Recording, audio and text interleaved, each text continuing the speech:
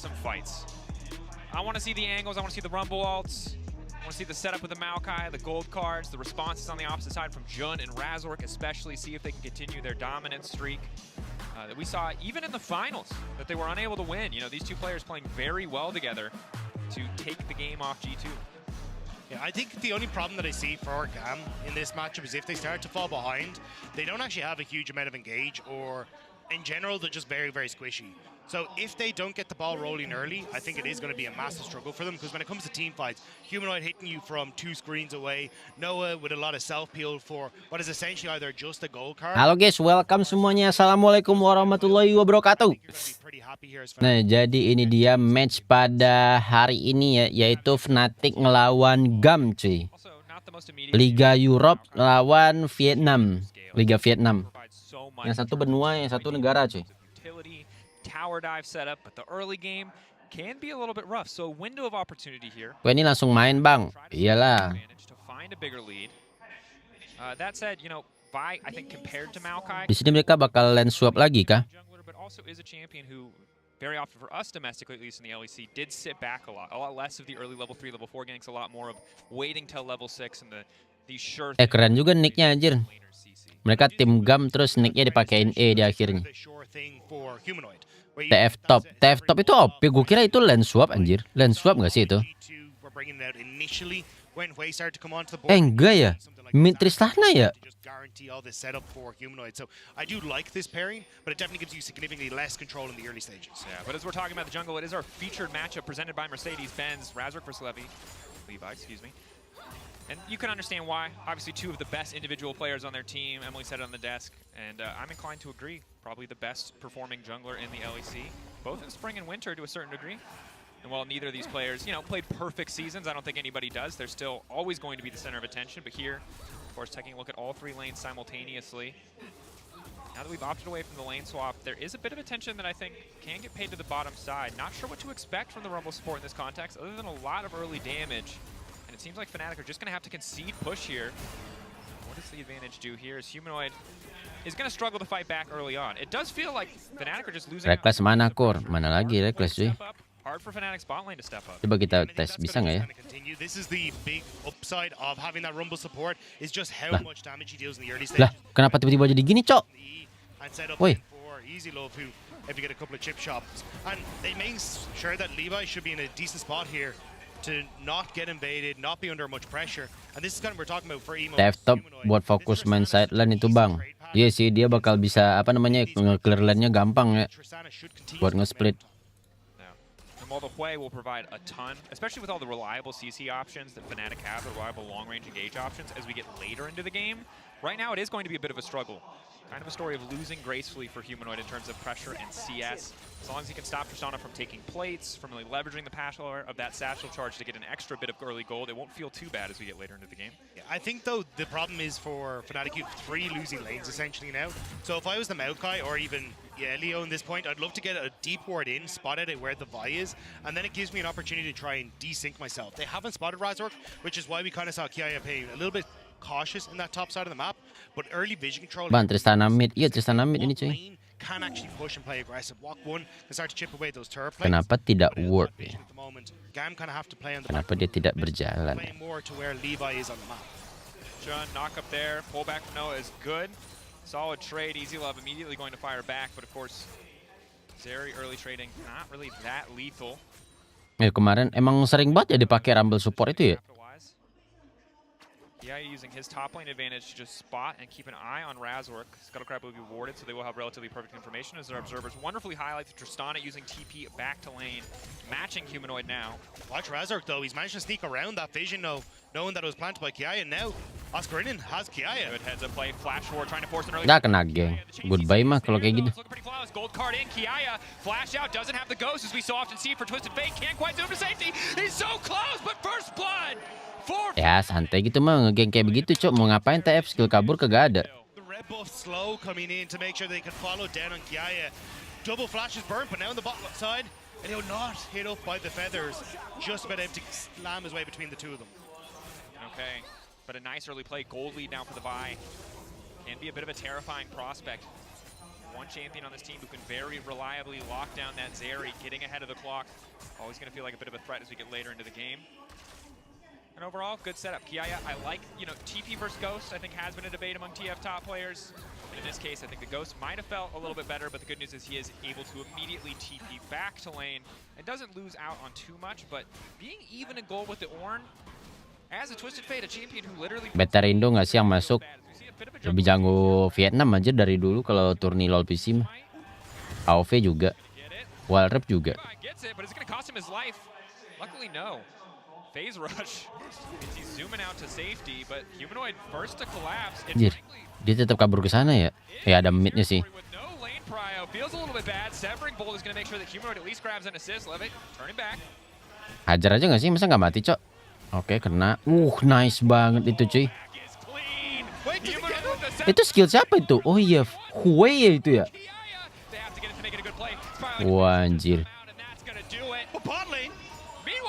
Ini udah kebantai gini Vietnam, cuy. Level 5 versus level 4. Easy Love, does he just want to push the wave here? Noah's on the wrong side of the map. He has no vision. TPs. Noah, nice sidestep. Flash out. Oh my god! Out. Battered, bruised. Neither side able to walk away with the kill. Rob, we wanted blood. Yes. 6 minutes, 6 kills. Tapi damage ini nggak terlalu ngantuk kayak kemarin. Kemarin juga nggak terlalu lah ya. This is sick. The fact that I thought it was a little bit of a whoopsie from Levi, right? In fades onto the top side, Emo wanted to go for the reset, and so you end up in this position where you're overextended into the jungle, so they end up falling on top side. Now Noah, no flash, just a cleanse available. Ilio's in behind them. Oh, they're recalling in the bush. They're recalling in the bush. Just gonna try to body block. No one needs to run. Oh, that's one dead bird. All right, little fried chicken here on the bottom side. Levi gonna walk in, take that kill away, clear out a bit of vision. Oh, seru nggak bang? Seru lah. Stay halal, brother. Tried to get the wave pushed out, so then I think he wanted to try and finish off maybe an item there, but unfortunately not able to do so. But I mean, we're gonna get the replay here. This is Levi. Look at mid. Emo's already resetting, so Levi only has the 2 members there, whereas Fnatic bring a lot more company up to this top side. And here, I actually thought with that phase rush coming through again, Levi might be able to escape, but then the flash forward, and he's so low. But this was nice from Razor. Lines up the E through Kiaya to kill the Maokai, and then hitting the level 6 off of that kill. Humanoid's able to finish them off. Levi getting a bit more than he bargained for when he invaded for the Gromp. As we take a look back at this, initial setup is solid here. Rumble gets down a ton of damage. They're not quite able to finish the kill initially, but we've got another play on top side. Point and click CC, baby. Gold card doing nothing. Duo on the top side of the map, taking over. Kiaya wanted the counter matchup, but he did not bargain for the 2v1. Another knockup coming in. Humanoid with a severing bolt, a bit extra CC. Lightning crash coming in for Easy Love, but it's a little too late. Now dashing over the wall. Extra fast here. Not any par 4 left. Humanoid, can he connect? Yeah, that's the spiraling despair. Goodbye, Easy Love. There's nowhere left to run. Humanoid now on a killing spree. Humanoid's had some great roams in this early stages to set up his team for success. Gets the play on top, now the play on bot. With Oscar and Razor solidifying that lead now over Kiaya. Emo's kind of left to take a couple of curter plates with Levi on towards the Void groups as well, but Fnatic are going to be delighted with the way this early game is going. Yeah, Humanoid's getting scary. Mau kayak masuk R pasti seru, ulti selebar lane. Iya sih. Dia mainnya di Baron lane sama jungle kan.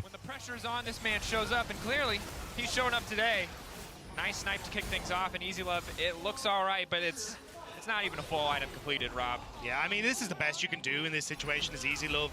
Try and play forward to force them back, so maybe you can escape away from anjir. The guy just doesn't miss from those positions, able to secure another kill for himself. 3-0 now. As soon as he resets, he's going to have his Archangel staff already completed, and he is well on his way. And remember what we were talking about earlier, right? The fact that you get this combo with Razork makes it so easy for him to hit so much of his damage early on. And with Razork also being ahead, Divine Sunder already completed, or Sunder Sky even already completed. He's in a great spot. Lagian mid Tristana. Gak tau, mungkin lagi meta cuy. Tapi lagi meta nggak sih guys? Ada nggak sih yang pakai mid Tristana sebelumnya? All very item reliant, right? No one has that much upfront burst damage, so when we come to early team fights around Drake, when we come to 1 to 2 item skirmishes, Fnatic are just going to be in a much better position, not just because they're ahead of the clock, but you've got 3 champions who are going to ente Sea, satu-satunya dari Sea ini cuy. Want to get to 3 before they can carry the fight the way their champions are designed to.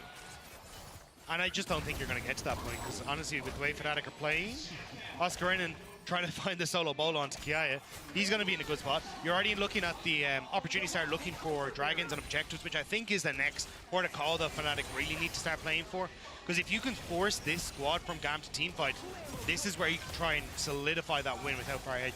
Levi looking for the setup on the roots, but not going to pull the trigger.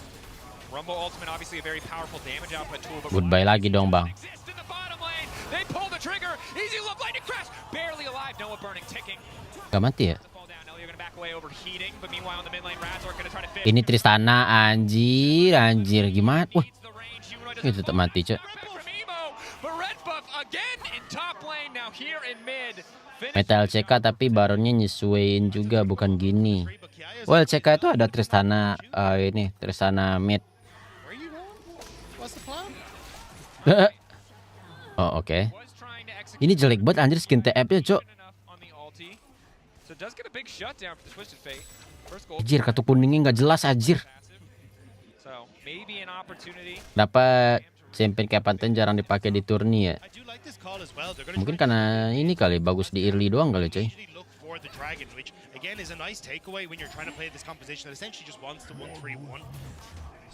Iya, ada Tristana mid. Midnya orang baru, pemain aslinya kena sanksi Riot. Lah, kenapa tuh? Kena sanksi yang mana? Gue kayak nggak ada denger berita cuy yang sanksi. Tapi walaupun ini mid baru, pasti dia ngepick Tristana itu hasil komunikasi juga cuy. Udah ngobrol dulu pas draft pick atau sebelum-sebelumnya.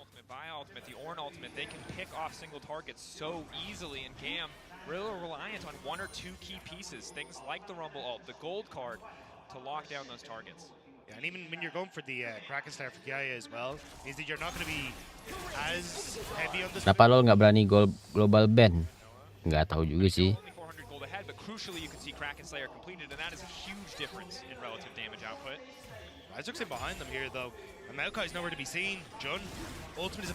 PCS banyak yang win trading dan match fixing. Anjir.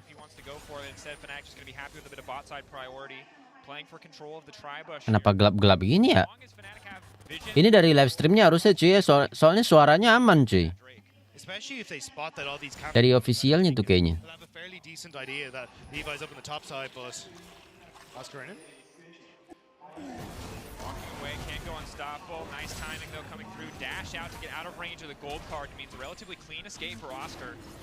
And again, credit to Oscar with support of Razork weathering the early game storm of this TF, now in a very comfortable position.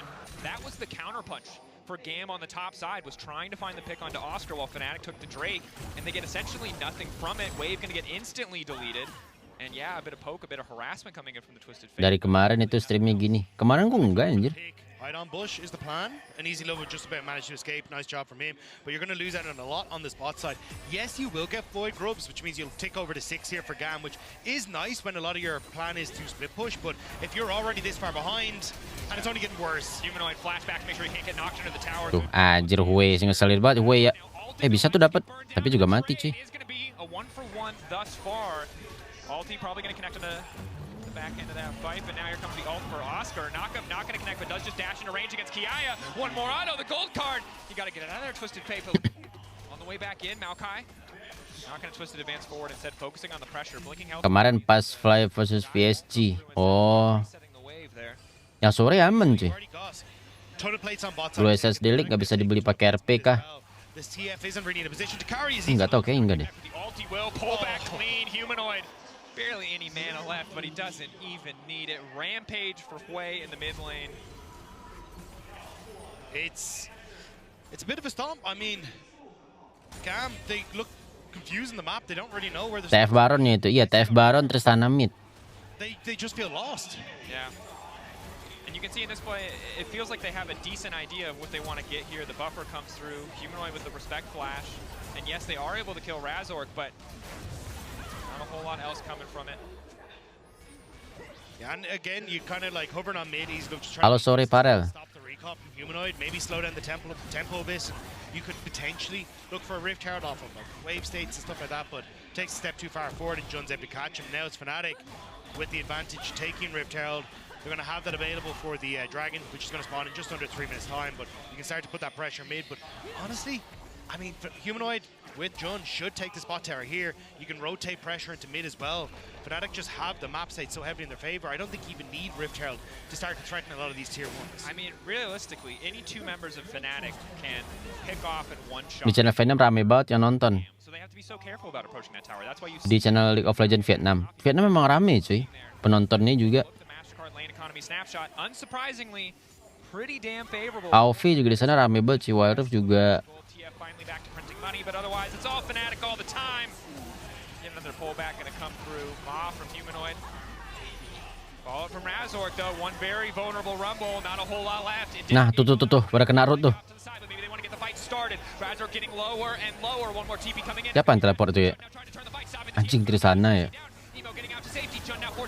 Wah, mati, Cok. Oke, nice. Ayo Trisana, lompatin Trisana. Aduh, kena sisi tapi. Ya. Ya.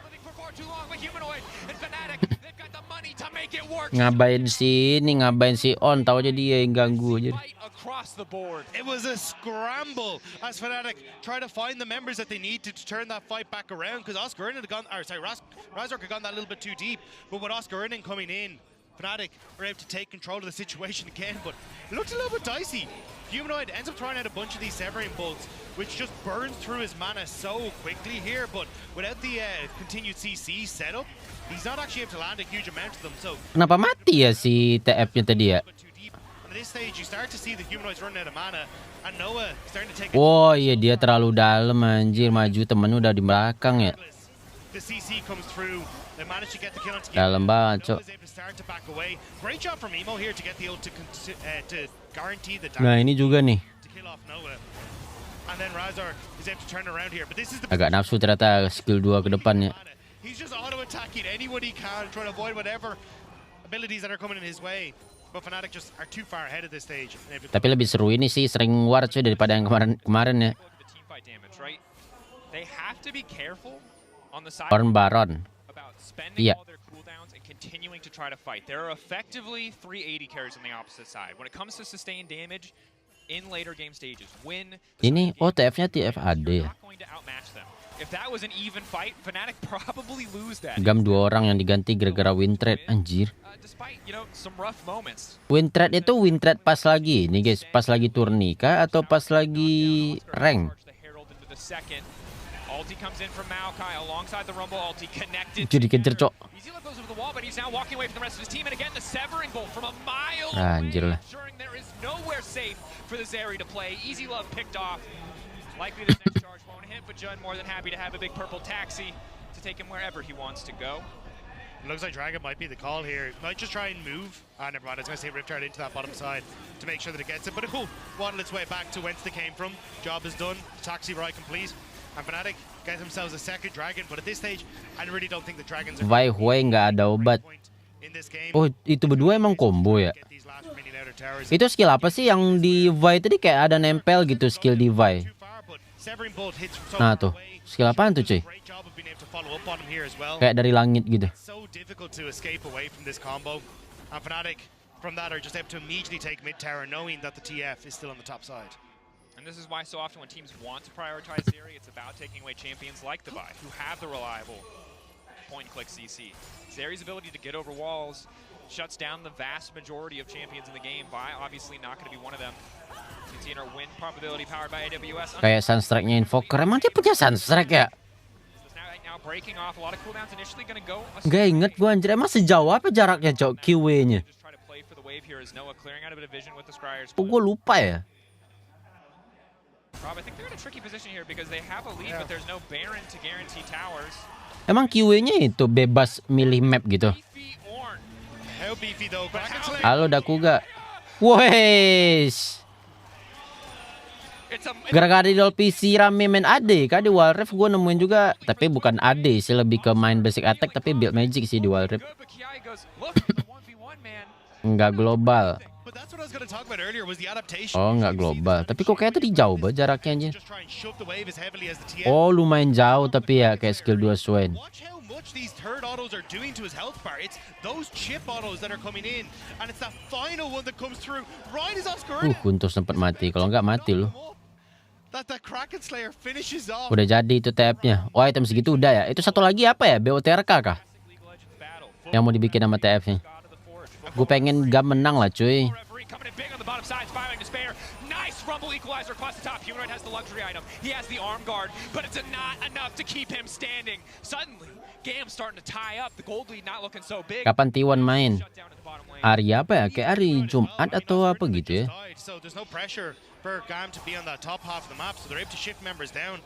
Will is a big wave. That's one we need to collect. I wasn't sure if was going to TP up there, but nice pick from GAM. And if you get to continuously slow down this pace of Fnatic, well, maybe you get the opportunity to, as you see in Nemo on the bot side, look for these towers, start to get some going in your favor. And if you get that tempo lead, you just saw Kiaya beat Oscar in the side lane. Humanoid not going to have a great time against Emo in the extended side lane either. So you do have to be careful there as Fnatic. TFT kapan update itemnya? Bukannya udah ya yang artifak ya? Super Cabo ini normal di LoL WR, gateng dimarahin. Siapa sih namanya itu termasuk tebal nggak sih? Tapi buildnya magic damage ya.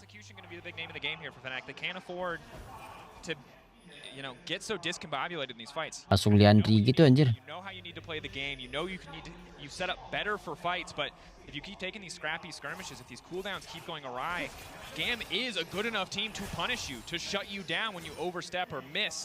Kenapa jam segini malah ngantuk? Emang jam-jam ngantuk cuy. Jam 1 sampai jam 3. Atau enggak jam 4 ke jam 6. So I still think, GAM, you have to be a little serendipitous here. Hope that you can catch Fnatic out at these moments and see if you can find a moment where they're trying to shift into, well, bot side now at the moment, but try and cover them. See if you can get an overextended play off of Kiaya. Enggak ya, untung lu cepet balik ya. Jump in against Emo. Now that he's on 2 items, I don't think it's so clear-cut without the support of Humanoid, without the support of these Severing Bolts. Again, the recipe for success for Fnatic is clear. They have fantastic tools. Bosan nonton ML, lagi Tourney juga kah ML? Iya, ini Tristana Mid TF Baron. Di Walrep, di Walrep kayak TF Baron bisa nggak ya cuy ya? Enak gitu, dia jadi bisa nge-split sesuai tugas Baron. Apaan tuh? Nah, mulai. Everyone on Fnatic is going for it. The TP, this is off of vision. Okay, they know. Humanoid knows. They all know. The AoE here. Ketahuan. Oh, tapi nggak sempet sih harusnya ya. Oke, dapet. Kabur. Enak sekarang anjir, ada bolongan di sana, Cok, jadi bisa kabur. Fnatic desperate. They need to find 1 or 2 kills here. This is crushing. Fnatic. Ada tim Indonesia kah? Kagak cuy, Indonesia mah kurang skillnya. You've double Kraken Slayer. Di AoV sama AoV, League of Legends, Wild Rifts, Indonesia masih kurang skillnya coy. But you get to reset, you get to set up the side lanes in your favor, and realistically, if you can start to push onto these tier 2s, that's where you really become a threat with this Baron. And let's rewind 5 minutes ago. We were talking about how these dragons don't really matter. Aku request TF Baron kayaknya enak, enggak anjing. Aduh enak banget tuh request TF Baron 10.000 aja. Guaranteed. The question is it enough for Fnatic to clean up, play better together? Because 2 items for these 80 carries, 2.5 for Kiaya. It's only going to get more difficult for Fnatic to make these aggressive plays. Nanti gue ganti ke lu, pakai dulu aja dulu. If you can buy time for Easy Love to hit the Navori quick blades, you have a fairly strong team fighter with a Fnatic that will be relatively grouped up, trying to follow in on Razork's engage. So there is definitely carry potential here. And as Emo starts to hit up towards his 3rd item as well, that could be the big win con here. Last Whisper definitely going to be needed though. Lah ngapain bang? Ente lah bang ya, anjir masih berusaha nge-flash tuh. Kapan live WR lagi? Mungkin besok kali ya. Ini kita bakal nontonnya kemungkinan sampai jam 7 ini coy.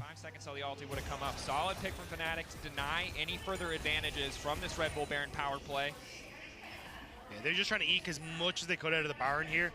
And Levi tries to cheat tempo, move in towards his topside jungle before he has mid and top ready in a position to have support from his team. Yeah.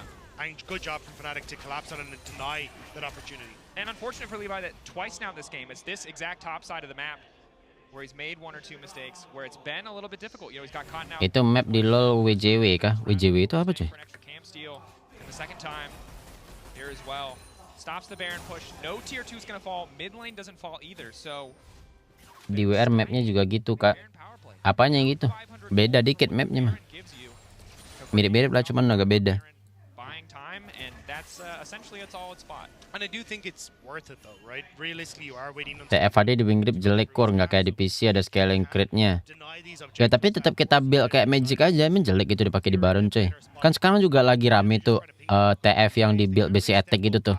Yang dari awal udah bikin Nasor Tooth, habis itu bikin apa gitu satu lagi cuy. Slowly but surely start to keep control, but a lot of members Taker kemarin bay. playing for GAM. And Fnatic have left themselves a little bit exposed here with how many members were looking for KI on that top side. At this stage, though, I don't think GAM are going to take Udah too ult many risks to force a pick. Mostly just shadowing to make sure they can push in where they want to. Oscar obviously just continuing to get tankier and tankier. The Ornn items start coming through shortly, only further extending the lead the Fnatic have built themselves. Down to about 3K. 3 dragons might matter more here as we get later to the game, but really just need to keep our eyes on those key cooldowns in the fights to come. 5 flashes up for the side of Fnatic. Levi no flash to his name. Could make Tim Indonesia Wildrift gameplay kalah banget sama negara lain core. Iya, sama kayak LoL, sama kayak Wildrift, sama kayak AOV. GAM here is what you're seeing for KI now. If he can shove in this wave to the tier Lock up on the Levi. Oh, yang di area Baron itu cuma di LoL PC doang. He's all on his lonesome. Rumble already on the way out, and yet another Kerjaan lu mati terus nih bang ya, Levi ya. to punish the missing summoner spell. Yeah, I was about to say if you can get that wave shoved in top, then you can start to Gua nggak terlalu beda sih ya. and threaten Udah. anyone who comes forward on Fnatic, but Fnatic beat them to the punch. They end up collapsing onto this topside jungle, knowing that GAM haven't got the members there, and again find that Itu item awal si Zeri apa anda? done by Fnatic. And just Itu kayaknya item lethal baru ya guys. Bukan. Ini item listrik itu loh cuy, static shift itu. Kalau nggak salah ya. See if there's any follow-up, though. It feels like it's just going to be the pick, just a little bit more gold into the back pocket of Fnatic, just extend their lead a tiny bit. Iya beda 3-4k gold masih oke lah, masih dikit lah. Whisper coming through for the side of GAM. We assume that's going to be a Lord Dominic's. Iya static shift ya. Scaring through the front line. As we get later, Rob, I feel like Fnatic excellent vision control on the top side of the map. If they can just keep catching members out from the side of Iya di sini static shift itu bisa buat AP, bisa buat AD ya. and looking to close out this game, but for GAM, Kalau di Wildrift static shiftnya digabung sama pistol. I think the biggest problem for GAM is that you have to force yourself into these last whispers because you don't really have a guaranteed magic damage threat. Yes, you've got the Rumble, but it's a support Rumble on nerfed support item patch up against Oscar who just gets to build AD. Armor against all these AD threats. So Yeah. that's kind of where you need to get this early aggression. And unfortunately, if you don't get this completed Terima kasih, earlier, senpai. Oscar is just going to be an Baru absolute saja menace when it comes to these mengirimkan fights, and no dukungan one's really going to be able to kill him. Kapan Livi what we lagi, saw Bang? on the top lane 1v1 a while ago here is yet again Kemungkinan malam nanti kalau besok sih harusnya. picks the Q flash. WI ini maksudnya Wildrift kan? Yeah, spotted out now. Is going to need to start running. Likely doesn't have enough time to get his Goodbye dong bang. Go for the gold card. The crushing maw already came through. Yet another pick. Kiaya wants to Meleduk. but the Seraph shield is there. 2 picks. Kayaknya Huawei bagus banget anjir. Is up. The path in front of Fnatic's clear. That's actually a bit heartbreaking. I think Kiaya could have got the reset off, but he expected the Severing Bolt from Humanoid to come through, but Humanoid had Winning 11, ngapain gue main WE anjir? the wave, so wouldn't have had access to the Severing Bolt, and he would have been able to escape, but it's been unfortunate, but either way now, we'll be Fnatic with access to the map, and all we're looking at is bot side to see what Emo can get in return. Emo just keep walking away from the Ornn. I don't think there's anything else to be got here, but Razork just wants to continue to play for picks. Knowing if they take Emo out, the Baron is still relatively easy. Up, Flash goodbye. back from Emo. Ulti, Goodbye. Chain CC flawless. Knockback from Emo stops Oscar in for a second, but it's Agak gimana ya? Atas ngepush kena geng, bawah dia ngepush kena geng. for Fnatic. Easy low, gotta just try and clear out the mid wave. Levi gonna get spotted here. Throws down the ulti. Waiting, holding onto the Rumble ult. It's not available yet. Level 11 for Leo, but not really finding anything else here. So just a forced retreat, Severing Bolt. Nice sidestep from Easy Love. Fnatic really trying to get control of the Baron area. Bit of vision on the top side of the pit for GAM. Otherwise, relatively unwarded. You can play very aggressive on mid wave to make sure that you can't get the shove in, and maybe Fnatic can Kalau look nggak nih, towards the transfer no. in the base instead. But now Fnatic, they just turn over towards the objective and look for the Baron. There's nothing you can do here as GAM. You have no flash, you have no way into the pit. 5K, it's getting lower. It would take a miracle to steal this one. Razork knocks. Anjir, icon Baron sekarang aneh banget anjir. Dragon Soul for Fnatic, 6K gold lead.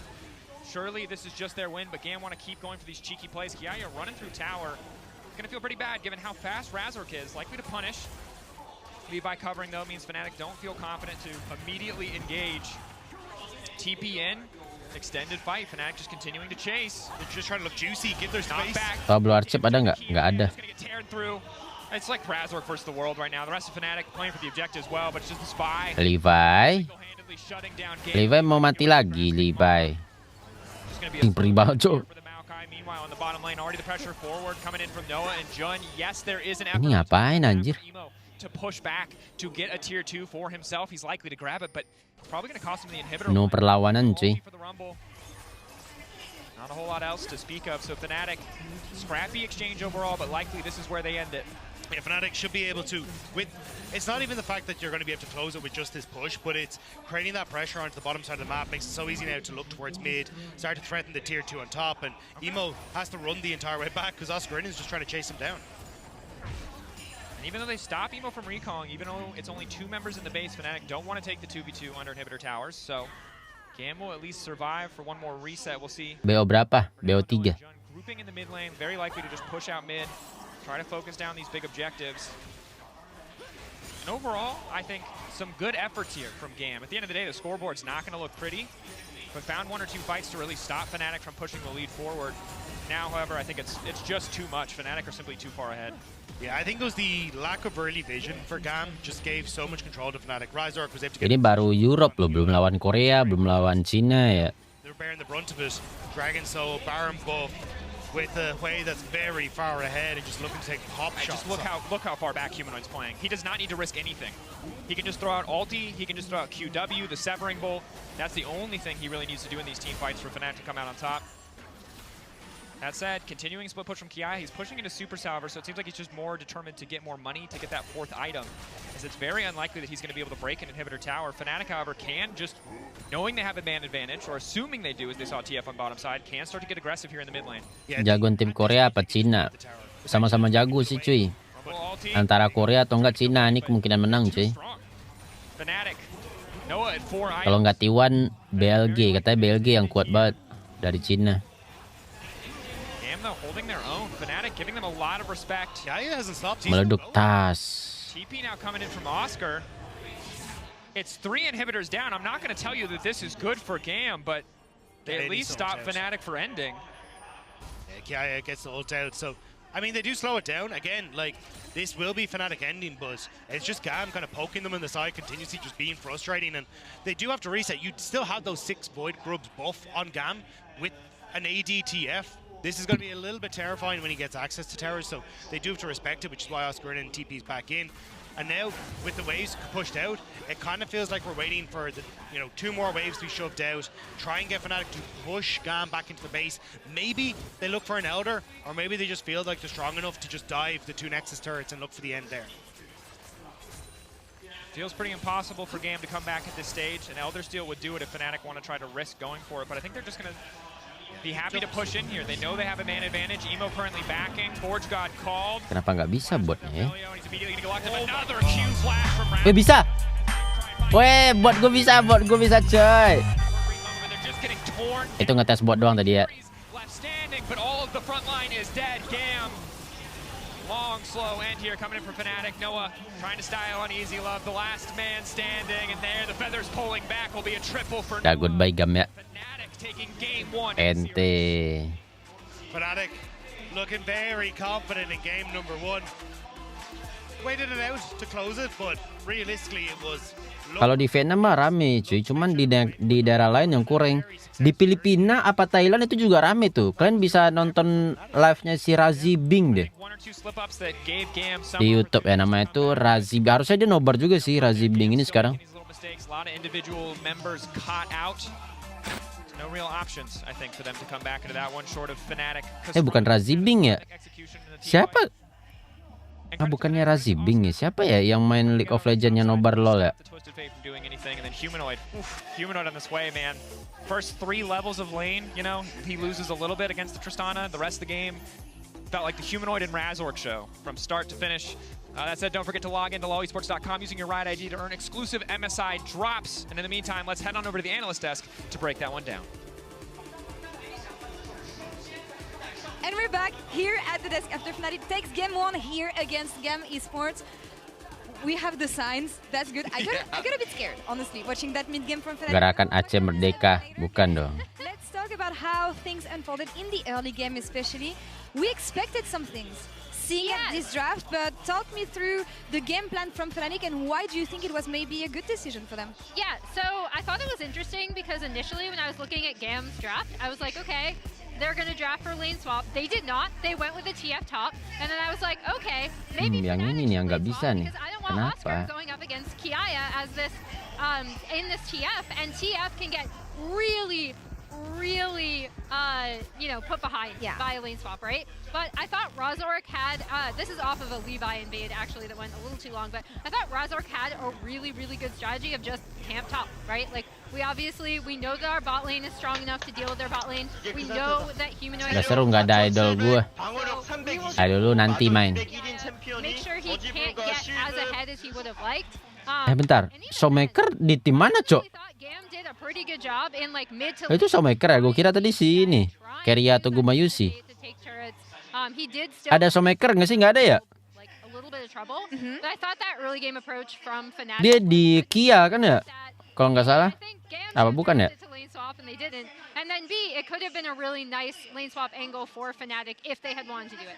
Yeah, I mean, like, depends what you define as mid-game, because I felt like GAM was still getting picked off. They were getting picked off a few times. Specifically, we were seeing Elio and his Rumble getting picked off on times on side lane. So Razork did a great job. I think the game really opened up the door in the HyperX Reflex replay when we go straight into DWG. Bukannya DWG udah bubar deh ya.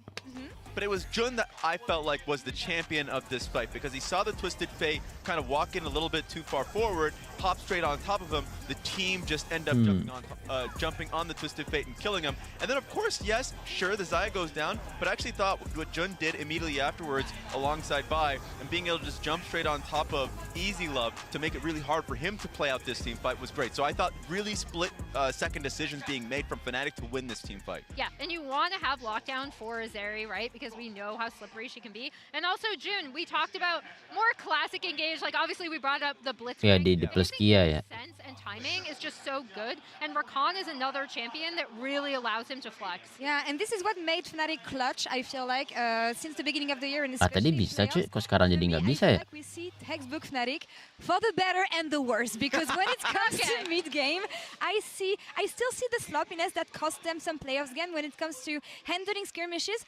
When they have information, for me, it's more of a lack of discipline here. On the side it's of so funny because for the fans that are out there, if you guys had a camera, what you guys are reacting during the game, you guys were living. It's the thing is because you can see these like really brilliant team fights or like really good strategies from them, right? And then you can see stuff like that tiny dip in there, right? Ada boneka lo versi ceweknya dipajang di situ. Itu Gwen anjir. Kiaya gets the solo kill, then they make a play on bot side with the TF. That was really nice from GAM. And then the like 22-30 Baron, where Fnatic have vision, and they're still just like pushing bot side, and they just give it up. Ya, ada plus Kia. Fnatic going forward in this event and facing stronger teams, that is going to be a lot more punishing against a team that is not GAM.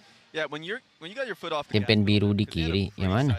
They looked like they were confident in the game where they were trying to play both sides of the map. And then, yeah, they were making mistakes. And it's really hard to discern, because this happened yesterday, too, for T1, where they were really... Nih, GAM dia milih blue side, cuy. How much of this is disrespecting your opponent with the lead that you have, and how much of it is, like, to the point that you made, kind of still those same habits being brought back from regional play? I think it's a bit of both. Yeah, I was going to say, I think it's probably both. I also think, like, again, these are not things, I know Laura will back me up on this, these are not things that we are unused to seeing from Fnatic. Yeah. Sadly, and I love the approach that Fnatic had, though, here in Game 1. Let's see how they can check things up in Game 2. As GAM selected blue side, anything we want to see here on the side of GAM here in terms of peak priority? Genji main nggak? How they want to utilize them. You go first. Enggak I kayaknya. mean, as much as I like that they were like, Kiaya's really good, we're going to go with the TF, we've got this, right? Like, this is our carry player. I don't disagree with that. I still think they have to swap to have a chance. Yeah, I think I would like to see them go towards Kalista was banned from GAM side. Go for a Kalista, go for a strong. Lagi testing bot bang. Iya, cuman nggak tahu kenapa dia nggak bisa. There was actually a weird timing when the camera went back bot lane. I was like, oh, wait a minute. They're on the opposite side of the lane, both at like sub 10% HP. ADC GAM kurang mantap. I was like, okay, they're handling themselves quite well. You can actually probably give them a stronger lane to deal with. I want to clarify one thing I said. I don't want them to swap with the TF. Yep. No. Don't draft. Karena masih meta nggak di PC. Kapan anjir Sena dipakai, coy? Fnatic backstage. What do you think would be the adjustments here? We saw Nightshare.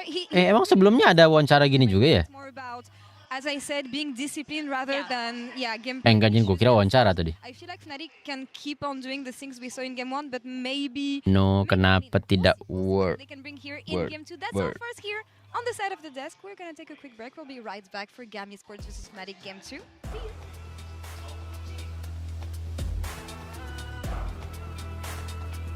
Boom.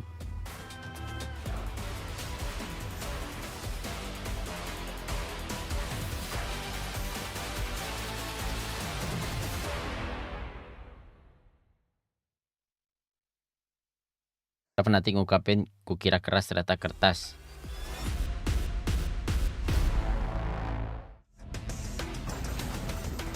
Ini mode yang lagi rilis nih, lagi ada di PC nih, 2 versus 2 itu.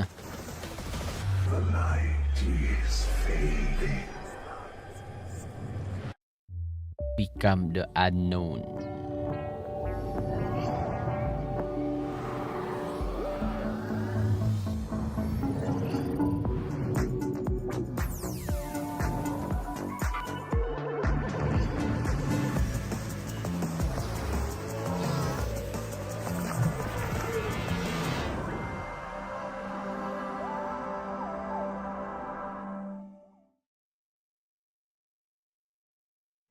Excuse me, would you mind taking a picture of us? Oh, no problem. Thanks. Ooh, yes, problem. Ini Oppo kan ya?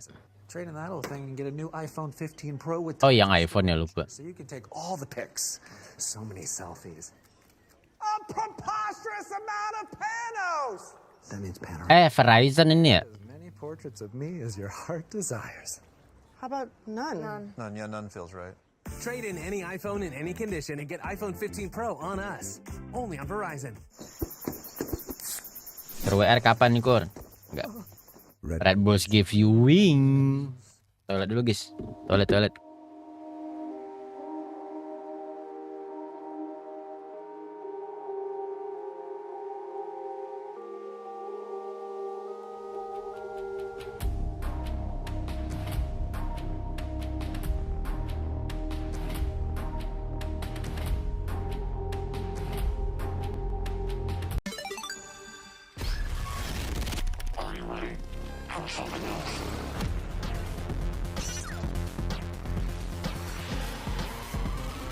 Placing a gateway.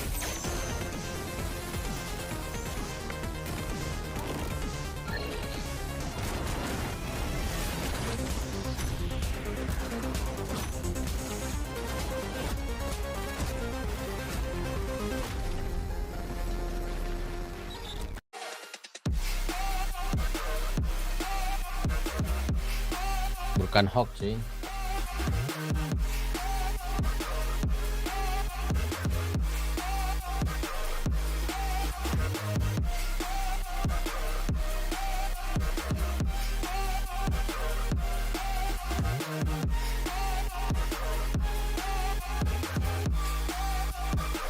Wah.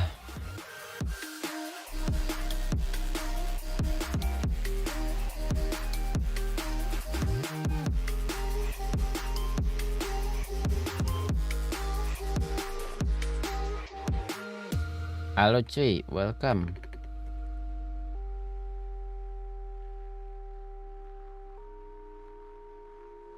Kok botnya nggak jalan lagi?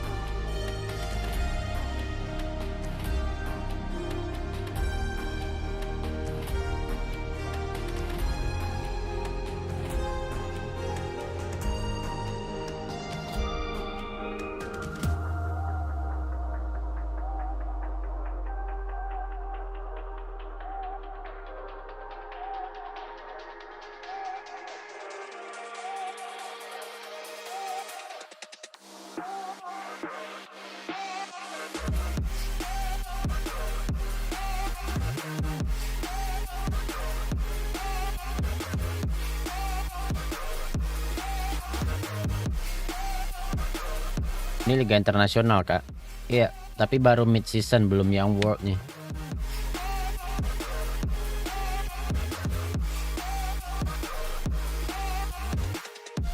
Liga LoL merata, Brazil kemarin aja rame nonton. Yang Brazil kemarin ya. Wait, yeah. Right? I think it's coming up. Welcome back. Ahead of our second game in this series between Fnatic and GAM. First game, pretty decisive from Fnatic. You heard it on the desk, one or two little itty-bitty hiccups, but otherwise the Fnatic show just about from start to finish. Razork and Jun getting to play their best see hero, kill hero style of game, but now GAM are on the blue side, so the draft, at the very least, will be swapped up a little bit, and we'll see what's going to come through. Yeah, Lucian ban surprises me, although we did see a little bit of us coming in towards our playoffs for Fnatic, but Varus, going to be taken off the board. Rumble, I kind of respect. I think Elio had a really Mana good negara job mana ini? playing Di Cina kayak kalau nggak salah deh. and putting a bit of pressure onto that bottom side of the map. So taking that away, Ah, bot we'll cacat have to see sih udah bisa exactly how aggressive we dipakai. want to be now, and what this first pick is going to include for GAM. What do they want to prioritize? What is left for them that they feel like they can blind pick here? Maybe just securing a strong jungler. But again, Tristana, okay. Tristana. Now, I like the theory of the Tristana, even as a mid laner. Didn't really amount to much in that game, of course, partially because Humanoid just snowballed so quickly, so early.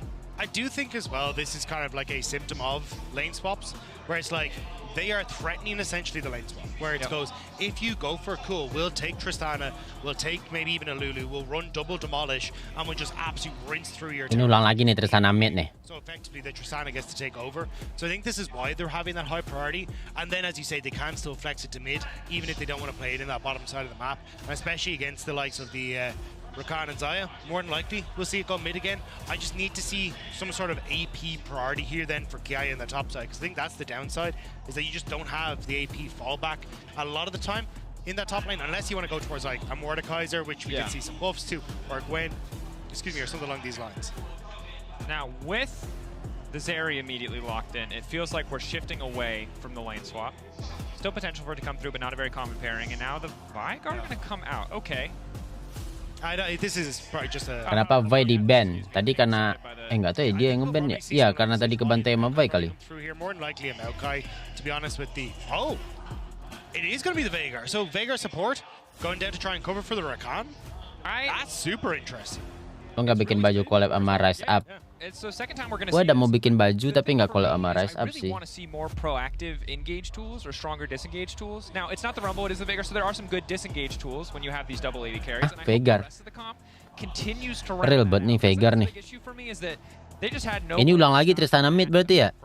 Fnatic from one shot killing anyone on their team for overstepping and starting a team fight at a Emang pas setelah GAM kayak gini condongin ke jungle. Oh. Downside to going for the Veigar though is that it doesn't give you a huge amount of push in that bottom side. It's more about controlling the Rakan, right? So I think when you look towards now not having the Rumble, Rakan should be able to get control of this bot lane level 1, level 2, and then open up for some sort of opportunity for Razork to invade and look for these plays. And I think that was where, when we look back at the start of winter, this play where Fnatic really shown was trying to go for these invades and playing around Razork. And if Humanoid is able to take something that is a decent answer in for Tristana as well, that could set up for these pushing lanes, or even honestly for Skirtin with the counter pick that you can look to play off of as Fnatic. Yeah. We'll see how the Vigar works out. Right, I don't love it. I would have rather seen something like a Talia in the mid lane. Of course, that option disappears when you lock in the Tristana and the Zeri. Unless you're really going to flex a Tristana top lane, which I can't imagine anyone is going to do at this point in the tournament. The Karthus banned away. It's the AP junglers, right? Yeah, and like, look, if there's anyone on this team to be scared of, it's Levi. It's the jungle position. He's a beast. So we saw Nocturne in game 1 banned. Now we're going to see the Karthus in game 2. Maybe just hoping to limit any of the really Vegar SP. Iya pasti Vegar SP ya, mid lagi Tristananya. It's kind of like, what do you do? Di-ban akhirnya Huey-nya. Has to try and go for the AP, because the other AD options that you're kind of thinking of in the jungle are like Evelyn, this kind of stuff. Talia could have even been flexed into the jungle, but now that being taken away for Humanoid means that that's off the table, so you're kind of stuck here. Like maybe a little bit of us, but this is what I mean. You're fishing. Mulai nge-lag. It's the fault to Kiai to have some sort of AP answer, but a blind AP top laner isn't the best of times. And look, you can kind of go, Zeri does some AP damage, Veigar does obviously AP damage, but you can see in the last game how difficult it was. But Brand! There it is. You want magic damage? He will give it to you. Bentar. Since we saw Brand obviously hit back a bit since he was the premier jungler for that brief period at the start of the year. And now alongside a relatively safe Siapa jungle-nya, Cok? But I do like the overall structure of this composition. Magic damage in the jungle, effectively double AD, and you know, Xante obviously just a little bit here and there with the true damage. But yeah. The only problem that I see is that it's Brand jungle? You have a lot of people that want to play a range. Brand bisa jungle? He's the only one that can really get in. Wow. So if Razork starts to get ahead, which kind has opportunities to play Baru tahu gue Brand bisa jungle, Cok. ability to play off of Jun and knowing Gox juga ya. this is where it can cause issues for GAM. So you're going to need to see very good early game vision coming through from GAM to protect Levi in his jungle. We'll track. That's the diligence we didn't see from them in the previous early game, laying down the vision, respecting when they did and didn't have priority around some of those early plays from Levi especially. On the Brand, you always kind of have to be a bit more conservative because you lack summoners, even if you're pretty strong in a 1v1. But now it's Oscar's turn to try out the Twisted Fate. See if he can dominate here. Domestically, this was not one of his better champions. Often falling flat against many of our top Di PC lumayan bagus, Bang. Brand jungle karena pasif skill 2 dan skill 3. Naik ke damage ke monsternya. on the Twisted Fate, so now gets more or less the opposite side of the matchup. At least Twisted Fate into a tank. Although Xante a little more kill pressure. Lebih ke Xante apa, Bang? Perasaan banyak yang pick darah banyak, ada seal, ada true damage, ada CC, darah tebel, banyak. Yeah. But yeah, I think definitely big 1-3-1 this early game. Gak tau kenapa ini sinyal LAN gue kayaknya ada bermasalah, Cok. Easier ways to get back into the game. And this isn't a composition that I feel as much as you will just immediately lose the game if you fall behind. So there is options here for GAM to try and push us to that game number 3. Certainly are. It will be a tall task, however. No doubt about that.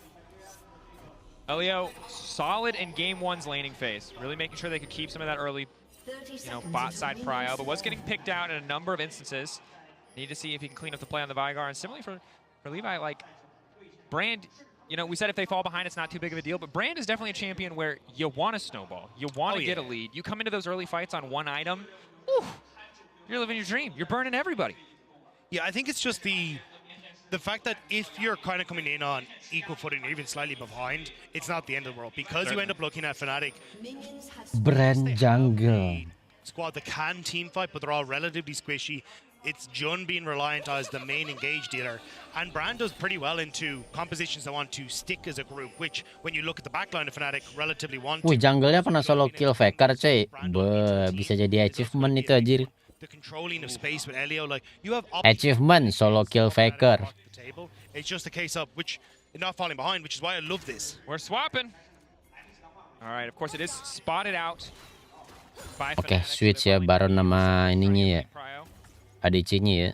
Opportunity for Emo really to push in mid here and ensure that Humanoid cannot roam to support any of these plays. Just find advantage in his isolated 1v1. And we said it in the previous draft. Twisted Fate, one of the absolute worst champions in a lane swap. That said, I don't know what Vigar Zeri does. They don't push very fast. They don't do a ton of tower damage, as now Oscar, a quick into the mid lane. take it back. He might not be good in the lane swap, but an early gold card. Wow, satu lagi. One more auto or an extra rock.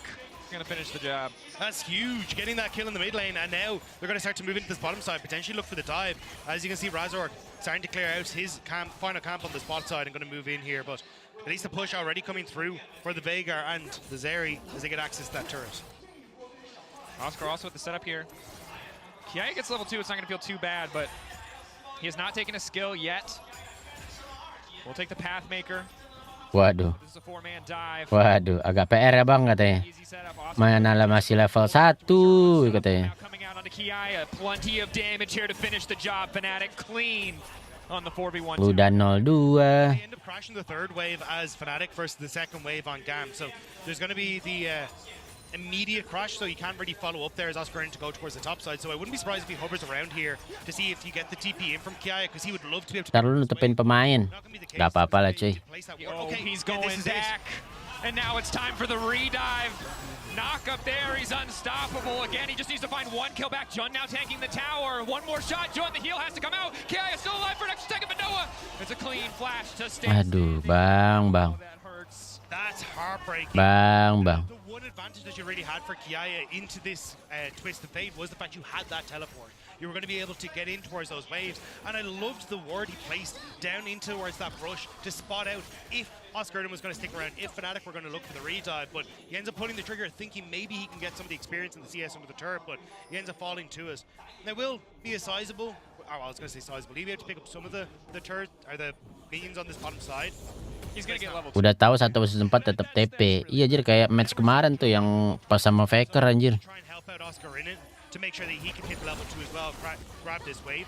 And it's a bit of a fake, because essentially what's going to happen is GAM is going to reset, look to move into this bottom side. Oh, it's actually... Oops. Noah's gone top push. Elio, a little bit behind on the reset. And honestly, disrupting that recall is big for tempo in favor of Fnatic. Remember, 5 minutes, the top side Huh? calls away, and Evo getting a face full of rocks. Itu dia yang lompat sendiri. That's like opening your front door and immediately just getting wailed on by the rain outside. You're like, I regret. Gimana ya? Yeah, my man just got hit. Gimana ya? That was not. Wow. All right. Humanoid again off to a fantastic start. Emo, I guess Gimana ya guys ya? was the only option, but he miscalculated. Elio stopping Noah from pushing here. But keep in mind, if Fnatic keep this pressure up, it's easy access to the grubs. They do spawn in 6 minutes now, though. It's also the fact that Elio didn't get the reset, so he's behind. So he has to reset now, which is going to give Noah and Jun that opportunity now to push in this top side, and they will get the advantage in the 2v1. So Fnatic are winning out on mid, they're winning out on top, and yes, you are a little bit behind when it comes towards the experience on bot side, but it's really not a huge amount. So for Fnatic, if they can now, in this position, continue to match GAM in the 2v2, they're going to be in a great spot. I also just think that the timing works out so well for Fnatic. They get a ton of time bot lane. When there's no tower reinforcement, they get 3 plates. They move back topside right as that tower reinforcement starts up or falls away. So if GAM swap down to the bottom side at this point, they're going to be at a massive disadvantage. Flick back from Humanoid is good. I mean, at this point, he's got an experience lead and he's about 1,000 gold ahead. So it's definitely not getting any easier for Emo. Fnatic faking the reset here, trying to see if they can pick off GAM as they get deeper vision. Great Scryer's Bloom from Levi to spot this out, because they want to try and trade Dragon for the Void Grubs as GAM. Fnatic know it, they want to stick around, but can't really get into a position now, because look at where the Tristan is in mid lane. Emo shoving in this wave, but Mao might get caught. Oh, he W'd in. He does not have the cooldown available yet. Aduh. And it's an easy pick off for Fnatic. Gimana ya? Humanoid, it's just getting funneled kills. I mean, 3-0 at 6 minutes. This is a shellacking. And now Fnatic do get to go towards the Void Grubs. And remember, on this patch, Void Grubs spawn in 6 minutes, but also give you the little Void Mites if you can get 4 of them. So picking up 2 here is great for them.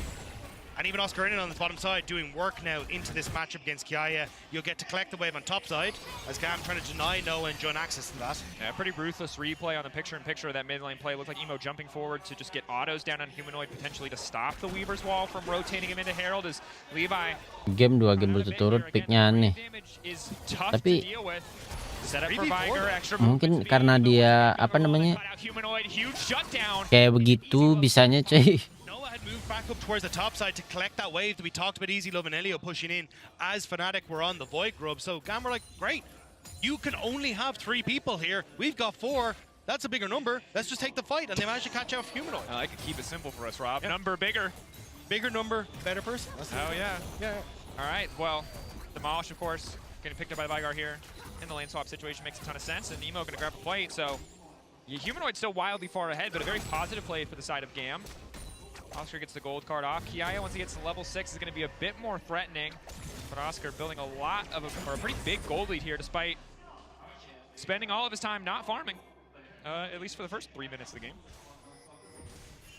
And Noah, again, collecting his top side. I wasn't sure if they were going to try and get Noah to rotate down for the Dragon, because that would be something Fnatic would like to get, but I think because Oscar has this tower so low already, they're just happy to try and leave him in this matchup, but card, 6 hits. Yeah, Q3. Ulti's immediately going to go for the... Kena solo kill nih. Oscar needs to run this down. 1 Q missing. Wih. He's running out of cooldowns. Oscar needs to get a bit more space. Q3 not going to slow. Q2 rather. Q3 now coming in. With the rest of the team on the way, Oscar, does he just ult out to safety? Does he even know? Iya. Weh. Masih ada flash. He's forced to flash. He will get the Lihat tuh keren banget recallnya ke Santai, cuy. this wave under tower and hook top. Because Elio and the Easy Love are all on this bottom side, that's going to be the push coming through on the top half of the map for Noah and Jun. And Oscar he can TP back in and have Razork here to support him as he collects his wave. So Fnatic going to try and push. Langsung ke atas anjir. Oscar trying to get back onto this tower. Has Razor to cover for him. That is one squishy Vigar. Aduh. Get the damage down. Full confidence, and now Levi's in trouble with a fireball. It's bouncing back and forth. Easy Love, he got a bit extra kill. Satu bisa dapat satu nggak sih? Oke. Bisa. Oh enggak. Aduh. Walah. Disaster! And on the top side, Kiaya goes down as well. The dive successful from Fnatic. Fnatic pick up wins entirely across the board, but now Emo. Yep. Kill back onto Oscar, try to make it an even trade outside of the kill that happened on the top side. Gold card. Kena stun. Flash forward. Kira nge-flash deh, Cok. It's still Fnatic coming out on top though. They managed to get the win on the top half of the map. They get 3 turret plates themselves to push in as well. And yes, Emo got at least a little bit of it, but you can see at the bottom of your screens, 1.1k nearly entirely across that top side for each of the different players. But we'll see here, Razork immediately goes on to Elio, manages to get the knock-up, and I thought this might have been a bit of a mistake. Oscar tries to go-card the Vigar instead of go-carding Levi. And you can see here, Razork, because he's in melee range of the brand, ends up taking a ton of damage. So maybe there was a way that you could have kept Razork alive, but either way, Fnatic going to be very, very happy with that. Yeah. Nah, mau apa? Kena knock up. So much of his ability to threaten the Mau ngapa, Bang? just removed because of the bottom. Kalian kayak seru banget anjir makanya. And overall, if you're winning 2 plays or going even in 1 play and winning a play on the other side of the map, you feel fantastic. And let me tell you, Fnatic feel fantastic right now. 4-1 for Humanoid. Game 1, he got off to a swift start. He's getting off even faster this time around. Nemo, knockback, gets 1 shot under the tower. Here comes the Vigar. Alhamdulillah, tapi yang bunuh Veigar Ajik. Tiny master of evil, baby. Can't be stopped. All right, Oscar in it, now trying to back away. See where the Seer goes. Ooh, Seer. Kenapa Veigar yang bunuh ya? Left to grab. That's like 3 waves though that now has been lost to Oscar in on this top side though. He was initially denied access as Kiaya was taking the turret, so actually a bit of a sizable win now for Kiaya. He got about a 400 gold for himself in the matchup, and now opening up a bit of an experience lead for himself as well. Don't know if he'll be able to get the tower fully with the TP coming through. Gold card locks up, unstoppable from Kiaya. Will start to walk away, gets on the other side of the wall. Vigar baby cage. Stopping anything else, but this is a questionable TP. Emo, he missed the memo. The play ended 3 seconds ago, but that TP could not cancel it. That was a bit of a whoopsie there from Emo, going that little bit too far forward, and now it's Fnatic who have numbers advantage on this top side. Razork finds Levi. Just fully go in, knowing there's no cage available. Flash over from Levi. Manages to make it over the wall, but he has to walk back into Fnatic if he wants to escape this one. No flash. Waduh. One very dead brand, but Fnatic just want to kill. Humanoid grabbing another kill. It's a Sorry guys, ini nggak tahu kenapa dah internet gue sering bermasalah belakangan cuy. Tadi loading nggak guys live gue? Game 1 Fnatic were winning. Game 2 Fnatic are styling on GAM. Yeah, the Kraken Slayer comes in clutch there again. The fact that you only have access to 1 kind of burst damage from the static shiv means that Noah's just able to get so much more value from multiple auto attacks coming out. Burst down, Easy Love And resets now to pick up more on the way back out. GAM, they need to find some way to disrupt them, but unfortunately for them, Kok jadi ungu gitu turretnya? Humanoid love playing this 1-3-1 style when these two are out, so you're relying on kind of on Fnatic on making a mistake as Jun spots Elio. A bit of damage comes in from Emo. Nice cage to stop Jun from following up as Levi just tries to grab the Scuttle Crab. Anjir jelek banget bentuk ini. We talked about small leads being played Untuk on brand. the side of GAM. This is not a small lead. This is a Oh itu ulti TF itu ya?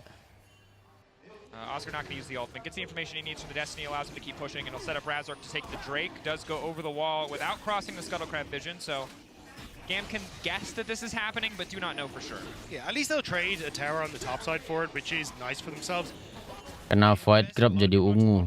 So I think if Fnatic want to, they can still contest any sort of. Oh karena ada bocil-bocil void itu ya.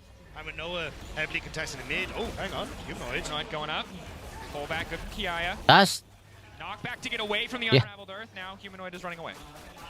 You still got Elio on the way though. Fnatic second to the play here, so Humanoid invests the ultimate, thinks he can go for the 1v1 because Kiaya is far behind, but Sheen picked up and at least has a no magic mantle for himself as well, so able to trade that one back around. But this just nice from Noah. Yeah, again, like you got the Kraken Slayer, you're getting some good damage out of it, and for easy, Oops. Oh, gee. don't have enough to burst him down. You're great Mati, Jo. in team fights because that AoE is crucial, but in a straight up 1v1, it just ain't it. Yeah, the late lightning crash doesn't feel good either. If you're going to use it, you got to use it immediately. Regardless, works out very well. Well played by Noah. They go for the aggressive kill there, and while the plates are close, I think mostly because of the lane swap, to be honest, and because Fnatic have been playing for these kills and for these picks, while Emo has been pushing on a side lane, the gold's still very much in favor of Fnatic. Only 2 grubs to their name. GAM will get the extra little grubby, or the extra little might when they push. But don't think that is enough to balance out the discrepancy here. I think at this stage it's going to be tough for GAM to try and get something back in their favor. They need to... Oh, hang on. No. I was going to say, they need to try and find some way to force a fight mid that they can win, but honestly, they don't really win out in the 3v3 because Razor can act as a tank, whereas you just don't have that option as GAM. So unless you can catch out, Pasal kemarin tim CS yang lolos ke quarter final siapa? Bukannya cuma GAM doang ya? Emang ada 2 tim ya? Of this Veigar right now, and if you're getting this much control in the enemy jungle, essentially for free, you're just going to immediately turn onto the bottom side. No surprise to see all red on the MasterCard lane economy snapshot. It's Fnatic favored, to say the least, at this stage of the game. And I think GAM, they've got a little bit more burst damage in the jungle position for Brand this time around, but it is the Rylai's. Obviously disrupts, obviously makes a lot of these extended fights much easier to lock down some of those squishier targets, but they don't really have enough threat without a ton of members grouped up. Yeah, you're kind of hoping that a big Brandos could maybe set them up for something, but at this stage, it's very, very tough. 2 members of Fnatic pushing them back, drawing 3 members of GAM down, means that you have the reset for Noah, who's going to move in towards mid. It's actually going to be Jun, who I think is going to freeze this wave for a colleague up in this top half of the map, but yeah, I think it's just a waiting game. PSG Talon tim Taiwan. Yang kemarin kalah kan dia.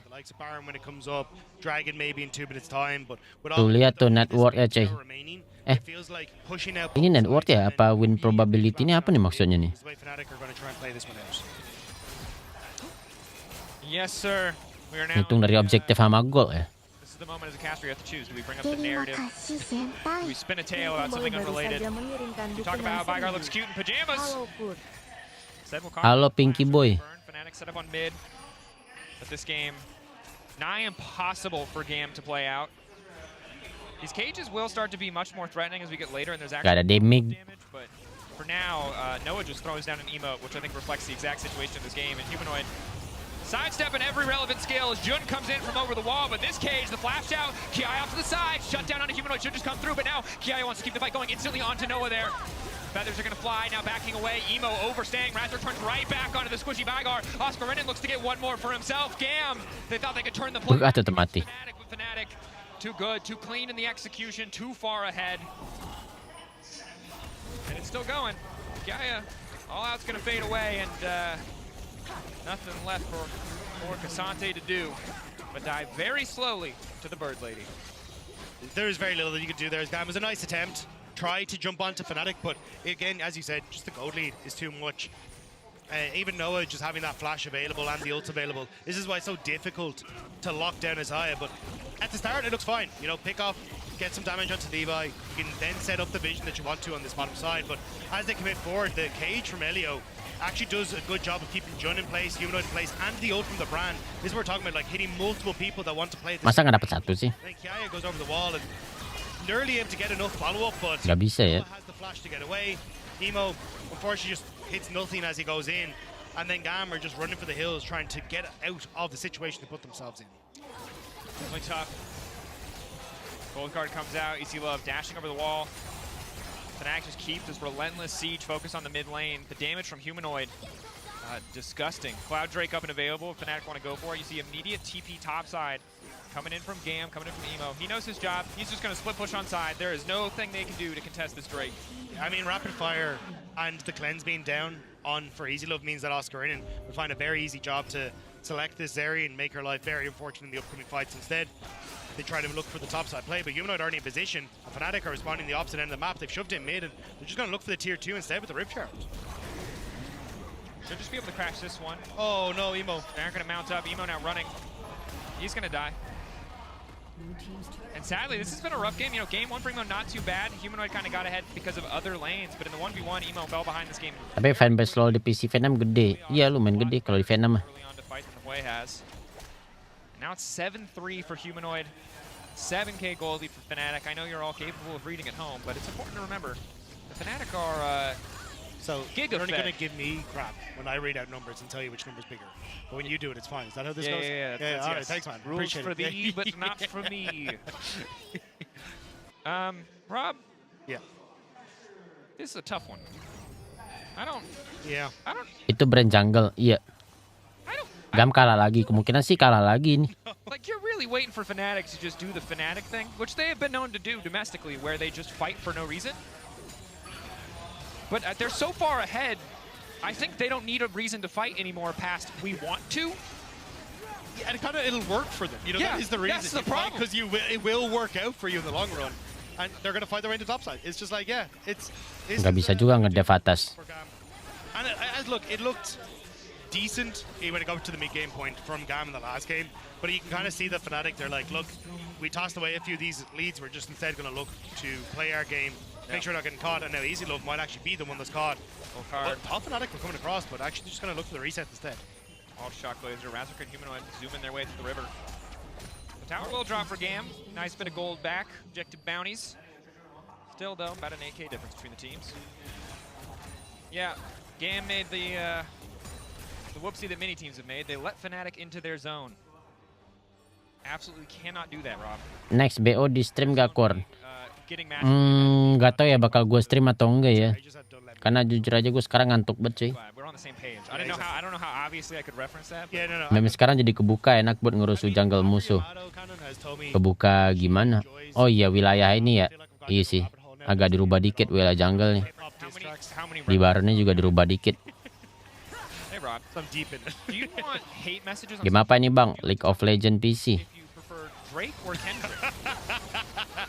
Tweet now with hashtag MSI 2025. Ini jujur aja udah sulit sih cuy.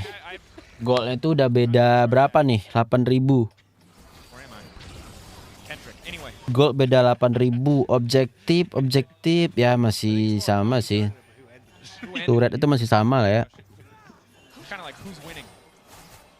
Maybe in that beef it doesn't feel as clear to some people. In this beef, the Fnatic GAM beef, Fnatic are winning. Oscar gonna step forward with the gold card, zoning tool. Perjajir. Tapi nggak begitu berasa sih damage-nya si Brand ya. All of GAM are flashing out. Fnatic are walking away empty-handed thus far. Easy Love with an ultra shock laser. Levi ngapain? They're trying to take down Noah. Clean CC combo to finish off the 80 carry. Fnatic again. We saw it last game. We're seeing it here. Potentially a misstep. Oscar ghosting forward. Has the gold card on the Emo. Input buffer takes him out to safety. Kiaya off to the side. Nice baby cage to lock up Jun. But Kiaya now going to be the one in trouble. Pull back takes Jun. Ups, dapat satu. Dapat juga nggak sih? Alah mati. Wah iya cuy. Emang bisa Baron? Biddy bye-bye. It's Fnatic who are closing it up here. Immediately move over towards the Baron. Able to get themselves out. It was so close for GAM. That looked like their moment. But again, it kind of comes back to Razork. This ultimate makes it so difficult to kill him as Oscar. No, don't do it. Don't do it. Agak maksa ya, gue udah bilang anjir. Maybe, but he's running away from the Baron. Wait. Hampir mati anjir. Untung ada lifesteal sedikit, cok. Easy. Fnatic fans, take a breath. You will not be relentless. Gue udah bilang anjir. Emang kuat. Look, you can see it here. This is a really nice set. Well, Fnatic, let's be real, overextend. You got Tower here, but with Easy Love's ult clearing at the wave, they immediately feel the need to go forward. But Razork's tanking this whole time, and even though this looks like a great setup here, Razork isn't taking any damage from Easy Love while he's stunned up the whole time. Noah does end up going down, but you still have another threat from Humanoid on the opposite side, and Razork is so far ahead at this stage, has around with Domin, so he's pretty tanky too.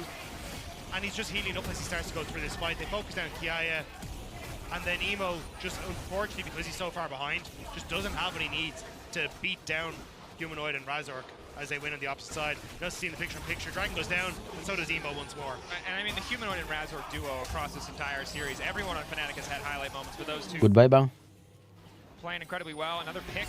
Ini sih udah fix Fnatic menang sih ini. Good damage onto Humanoid. With the shield. Oh, the burn from the brand. The burn. Whoop. Iya, mati. Leandres. Well, this is just a little goofy, isn't it? Fnatic's gold lead has only gotten bigger, though. As hype as this has all been, the replays, there are fights, there's some kills getting traded back and forth. Fnatic are now 10k ahead with 3 Drakes. It's Hex Tech. But this is what I've always loved about the VCS, is that they never go down without a fight. They will keep swinging every single step of the way. And look, they're finding some things back, but unfortunately Fnatic are about to crack up the base. Maybe Easy Love's skull as well. Dash forward, wind becomes lightning. Grim reference from Dagda. As the skull is indeed cracked. All of GAM retreating. Shut down. Over to Emo. This man is getting so much money from shutdowns on Fnatic players. Maybe it'll be enough in the fights. Kiaya, stand out in this game. He's had some really solid moments on the Cassante. Pullback is there onto Noah. Feathers immediately going to fly, but now it's Kiaya who's gone a little bit too far. You do not win that 1v1 versus Razork, and now Humanoid TPing back in means Sendirian anjir. the end of the play. Noah will grab the kill in the end. I just don't think you have the items that you really need to right now as GAM to follow this one through. You're still waiting on the third item for Emo. When he's gotten a good bit of money, it's just not enough. And Fnatic now looking for this bot side. Humanoid catching Levi. Backstep. Razork, does he want to go into the tower? Humanoid. Oh, he's dead. Again is going to die. That's the caster curse. We praised him. He died twice consecutively. Or Humanoid's a little bit greedy. And the other half of the jungle. Razork. Nggak mungkin dong mati. Taken out as well. GAM live. That's the third shutdown. I don't think Emo's gotten a single kill that hasn't just been worth so much more money. He's at 3 items now, and he's just going to be able to go back and pick up another one. So, look, is it enough? I don't think so, but yeah, I mean, you see here, Emo getting caught out in the sideline. Oh, the timing just slightly off. And Humanoid absolutely rinses him, but the follow-up is there with Levi. And then Oscar Innen, you can see this is the problem, that while we're all focused on the top side, GAM still getting work done. Sorry, Fnatic still getting work done elsewhere on the map. They get at least something back with Levi here. But it's still a bit, it's a silver lining on a very dark day. Most certainly is. All right, back to live. Let's take stock. It was a 10k gold lead. Now, somehow, despite so many shutdowns going over to GAM, it is 11. How do Fnatic continue to grow their lead despite giving away gold in increments of 1,000 to the enemy team? Towers and waves, Dracos, towers and waves. Thank you, Rob. All right. Again, do you want numbers again? Do you want me to go every time we say Fnatic are favored, they do something like this. All right. Tapi bawah kosong nih. No one steps inside. Definitely takes damage. The stoppy circle. Jun with the follow-up. Noah off to the side. He can't walk into 280 carries though. Razork starting to burn. That's the Blaze passive coming in. Good damage going over the wall, but Easy Love gets flicked back. Lightning Crash doesn't hit on anybody, and now Noah can just start to tear through the fight. Feathers is blown, but the pullback is there. Noah's gonna go down as well. Shutdown is big. Kiaya, the last man standing. One Cassante versus the world. Balance team have been generous to this champion, but it's not enough. Even here, Fnatic finally found their fight. The gold lead is just too much. Fnatic, they will close out the series in 2. Dan match kali ini GAM versus Fnatic dimenangkan oleh Fnatic 2-0, guys. Aduh. The kills tell the story of the game. Fnatic just getting more at each and every turn. Goodbye GAM ya, kalah 2-0 cuy. Kira-kira GAM bisa menang lawan siapa cuy ya? Lawan PSG gimana guys? Fnatic a solid first showing on the international stage. EU fans happy to see the win, but it would appear that their brief time scrimming in Chengdu did not solve all of their problems. That said, still a solid start to the tournament. Abis ini apa tadi gue lupa deh. Top Esport lawan Loud ya. Besok T1 sih, besok T1 sih.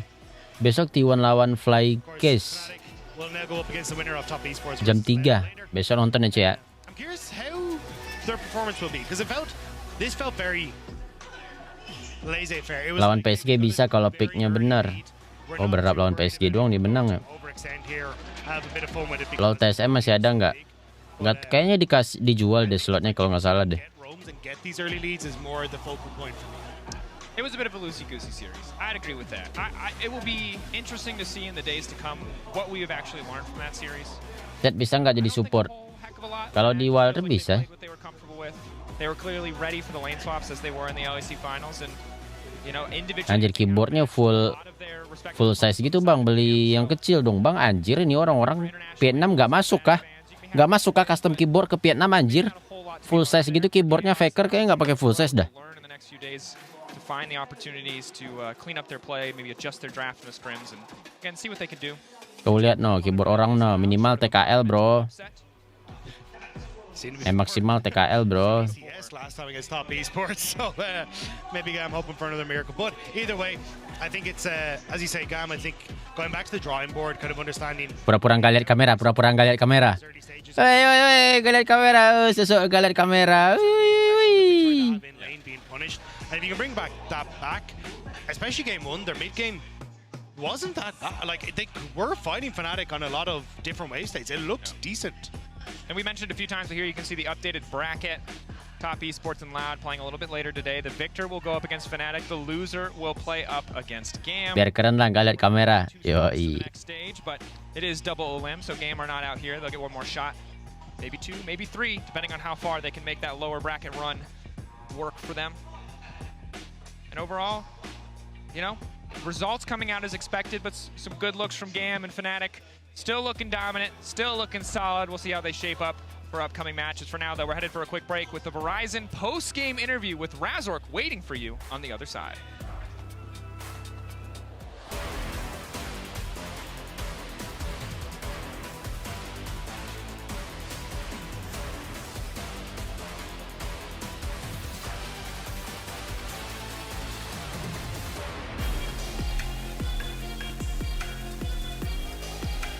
Ding ding ding ding.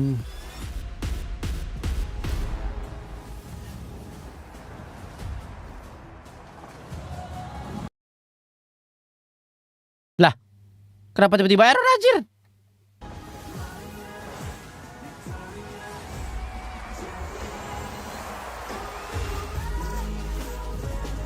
Kenapa botnya tidak bisa bekerja?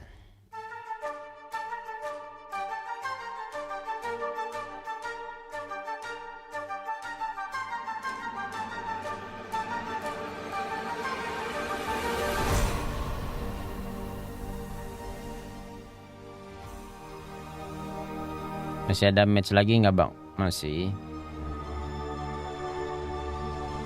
Coba gue mau ngetes bot ya. Harus itu bisa, tapi kenapa botnya nggak bisa ya?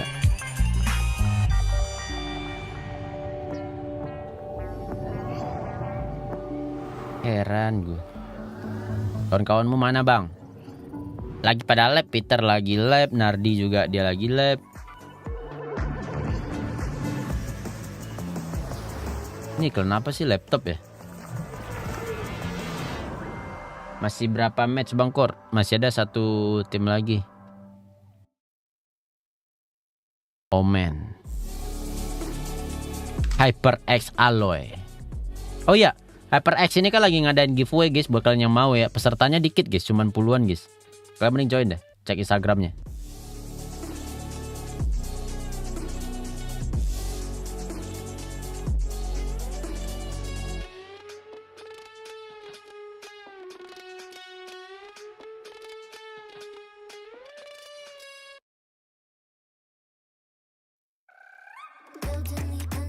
Semoja lah bang, lagi live juga nggak sih Semoja?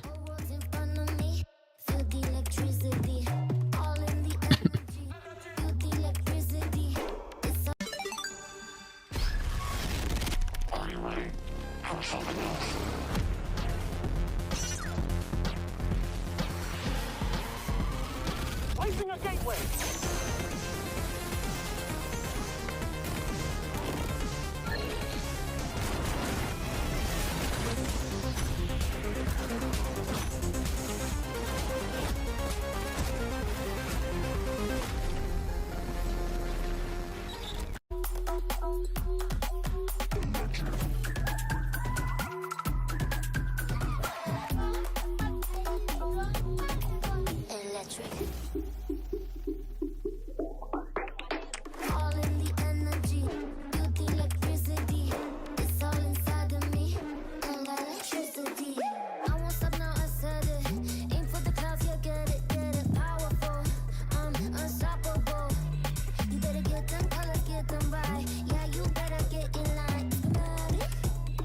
Ini the final jadi sponsor lo.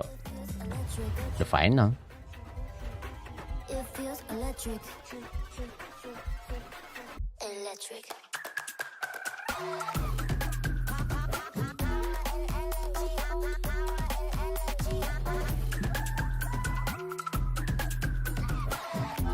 Ntar toilet dulu deh.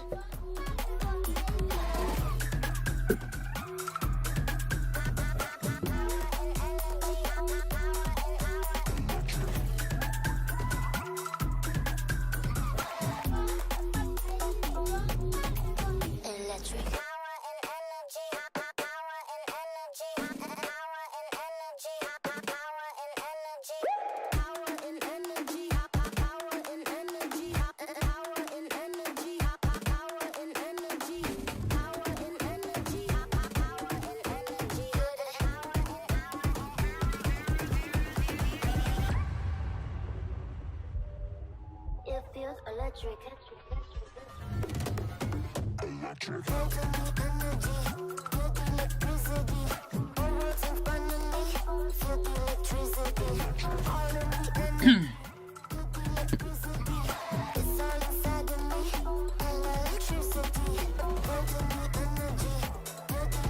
WR ada World Tournya enggak sih? Ada. Walrep. Virus sepertinya tidak ada cuy.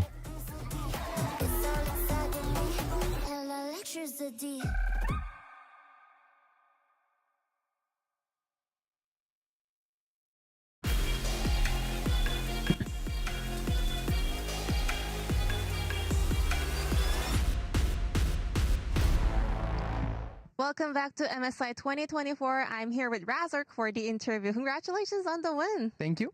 How do you feel about having a clean start to the tournament? It feels good to start 2-0. I mean, I feel like our gameplay could have been cleaner. We kind of trolled a little bit, but yeah, it feels good to start 2-0 and looking forward to the next opponent tomorrow. I think clean 2-0 start. Tourneymu mana bang? Tourney apa? As well, considering the opponent was GAM, especially a very aggressive team from VCS, and they're very well known for always creating upsets. So, what did Fnatic focus on the most in order to prevent that from happening? Well, I'm personally myself, I knew that the Levi was really aggressive jungler and he really likes to invade a lot. So I was always like aware of when he could invade. So I think I actually managed that pretty well. I prevented that the first game with the Vi pretty decent, I think. And the second game when he played Brand, I mean, we didn't really expect them to pick Brand, but we know he is like really carry shining jungler. But I don't think he had too much impact in the game, or we kind of neutralized him good because we did adapt good with the lane swap. Speaking of Brand, how did Fnatic players react to the Brand Veigar comp? I mean, Brand is more normal, I think, but I mean, Veigar, I don't really see it much. I was like really old, like, or really big Brand player, and I really like him a lot. And so I know how to play against him and counter him, but the Veigar was kind of surprising for us, but I don't think it did much, honestly. Did Noah and John also feel pick Veigar agak aneh katanya ya. Gak ada, jarang dia ketemu Veigar gitu, dan gak berimpact juga Veigar katanya. Kind of lane swap, so I mean, it's just a stun cage later on in team fights, and he was not very useful, in my opinion. Speaking of lane swap, so lane swap has officially become a meta right now. As a jungler, do you like it or dislike it? I like it. Why? I think it gives some spiciness for the game. I personally feel like you kind of lose the jungler surprise factor or of like, oh, all laners have to be aware of where enemy jungler is, because in lane swaps, like there is one side of the map that is for one team and the other one is for the other team, and it's like who takes plays faster and who dives enemy top. So the one that is getting annoyed is the top laner, kinda, that he's level 1, level 2 at minute 5, and yeah, me personally as a jungler, I think it's fine because I get kinda assist and kills early on top laners. A lot of actions, which is fun, right? Yep. And I think you and Humanoid especially were able to pop off throughout the series today. So do you think all the players are now fully kind of warmed up and adapted to the new stage? How are the players feeling? Yeah, I mean, I think Humanoid played good. I think I played pretty decent too. And I mean, personally, I am really happy for Jun because it's like his first international game, you know. He didn't play at Worlds or MSI once. So he was a little bit nervous, he told me before the game. So Zeri dulu mungkin lebih normal. makes him feel more comfortable, even though I think he played pretty good. It makes him more comfortable so he can play better next. Paine emang ada kepake anjir. Thank you so much, Razor, for the interview, and wish you the best of luck in the upcoming matches. Thank you so much. Thank you. Thank you so much, Jason. Amazing hearing from El Cachorro de la Jungla, as we call him in Europe. Razork popping off as the rest of Fnatic here in this series. Let's talk a bit about the second game, because it feels like they cleaned up their gameplay, and I don't know, for me, they passed second gear here against GAM. Yeah, and I think for me, it was about... Fnatic played really solid, and GAM were playing way too over-aggressive and basically being caught off guard. Specifically, Emo had quite a poor game there, so I really did like, to your point, that Fnatic cleaned it up just a bit. Yeah, and I mean, they responded to the lane swap really well, right? Like, we were talking about how GAM are in kind of a tough position. You want them to lane swap, but then obviously Fnatic responded really well. And fun fact now, after this series, that the entire series had about a 1.3 combined kills per minute. Fnatic game. Yeah, just a classic Fnatic it was series. 1.57 in that last game we just watched. We see that man on stage behind us. Of course, we're going to talk about the second series right after that, but Humanoid popping off left and right in that last game, especially on the mid lane with Talia. Yeah, and we've talked about how much of a staple he's been in Europe as an EU mid. He's kind of such a great pivot point for this Fnatic team, and I thought, especially in this second game, but also even in the first game where he had a lot of really good roams from mid. MSI di mana nih di Cina? He communicates with the rest of the lanes, and I thought, I mean, he just played out of his mind today. Amazing, amazing here from Fnatic. They advanced to the next round. We will see GAM later, though. But let's move on to the next series we have on our hands today, Loud versus TS. And here, they play on home turf, and we have the biggest stars we could see in the LPL, Jackie Love and Meiko. They're hugely popular. Yeah, just throughout their careers, the fans have been pretty rabid. No matter what team they've been on, they followed them. Yep. So it's great to be able to see them at the level they are. The fans being as rabid as they are. There it is. What's funny too, for years now, anytime they've won a game on stage, they've always had fans kind of give them gifts or anything like that. So cute. Have a word of support for the players. It's always been heartfelt, and they've always followed them. I remember, anytime there's an international event, remind me of New York and Worlds, the fans were incredibly loud, traveled from China to be able to see their favorite players. Look at this. Yeah, and I mean, it's really hard to communicate to the international audience who doesn't see them as frequently in China, just how popular these two players all are, and also just how popular this bot lane is as a whole, right? Because throughout his entire career, Meiko, obviously, he was on that EDG lineup that won in 2015. This is his first time back to MSI since. And then partnering with Jackie Love, who people were like, please get him a support. Give him help. Aduh, ngantuk cuy. And obviously he did win in 2018 with Lain at Worlds, but Kreatif favorit so di Cina itu BLG. bot lane with Meiko coming Emang ada lagi selain BLG? for the first time in his career. Yeah, and it's great to see it, because they've been playing towards bot side quite heavily and allowing them to be as aggressive as possible. So that has been great. And I think that's allowed 369 to be as versatile as he has always been. He's been a great carry player. He's always had, the tank options there for himself, and he's just been as good as usual. I think you've said that he's one of the best top laners in the world. I still think he is one of the best top laners in the world, actually. And consistent as well. I'll push back a little bit, because I think early on in his career, I remember seeing him first in I think 2017 Demacia Cup, right?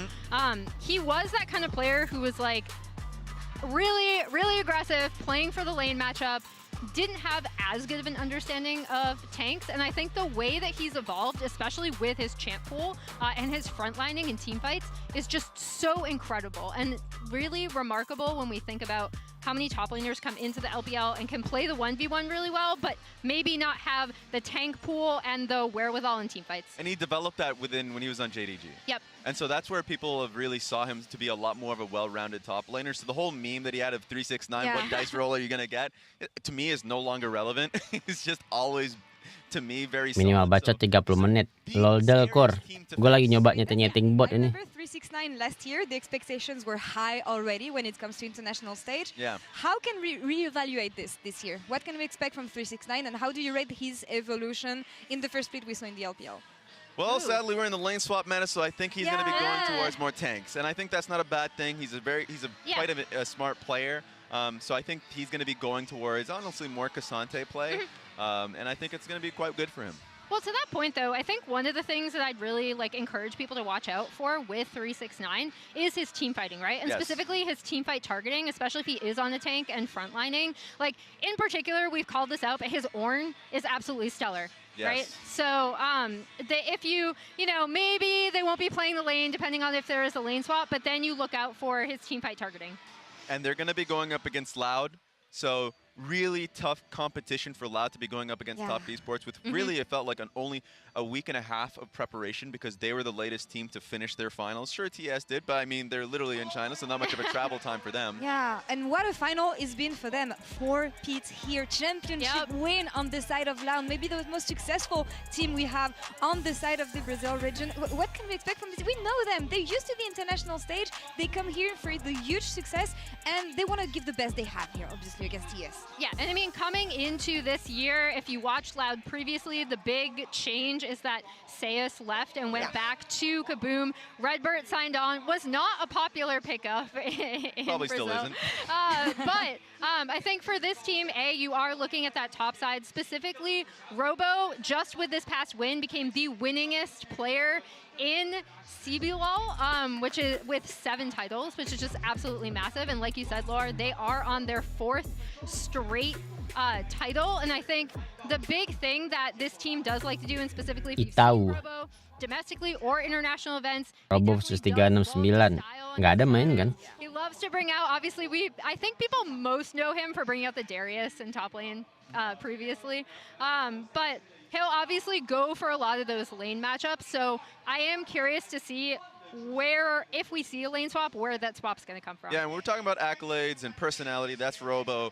We're talking about just like the best player on the map for this team. It's Tinones.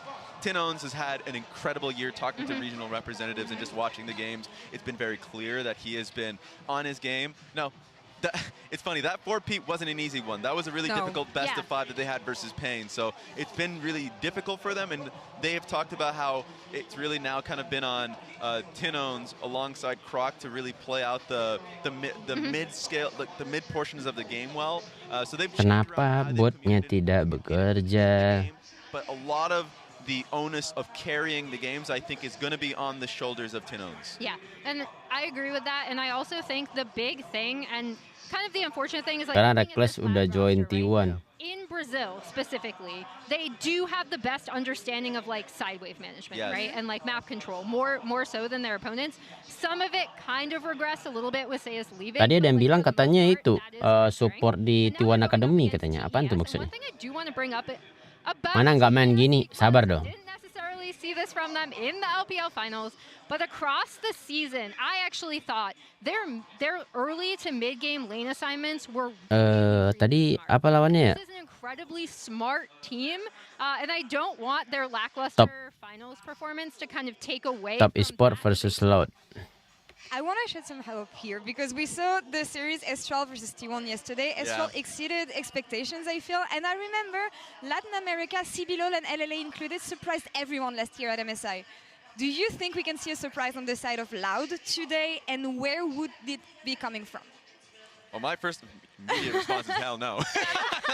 I'm pretty pessimistic on this one. But if you're asking me where it's going to be coming from, I think we haven't mentioned Root, who's always been, like last event, he was their better player. He was their best player. And if you put resources into him, as you can already see our predictions, it's just straight 2-0s. But it's going to be a Root that, if he has a solid game versus Jackalove, maybe it's competitive. But it's going to be a really tough competition. I think you rely on TES to make a lot of mistakes. True. Maybe this is Tien's bad game. It could be. Poor Tien. Has he suffered enough for us? No, he hasn't. Poor guy. Maybe this game. Oh, man. Maybe this. Ganti judul, Bang. I don't. Udah. No, but I think like that is if you're looking at this TES team, they do make Tim abis ini siapa yang bakal menang? right? Like most recently in the finals, we did see from them some lackluster gameplay. Bagusan Lot apa top esport, guys? Really hard though. Yeah, they're playing from home. They have the fans behind them as well, of course. Loud also has fans behind them as they come here usually to support their team. We'll see how things unfold here at MSI for the second series. TES is about to be ready on stage facing off against Loud. Let's meet the team right away. Kedengeran aja suara ininya, suara caster bahasa Cinanya.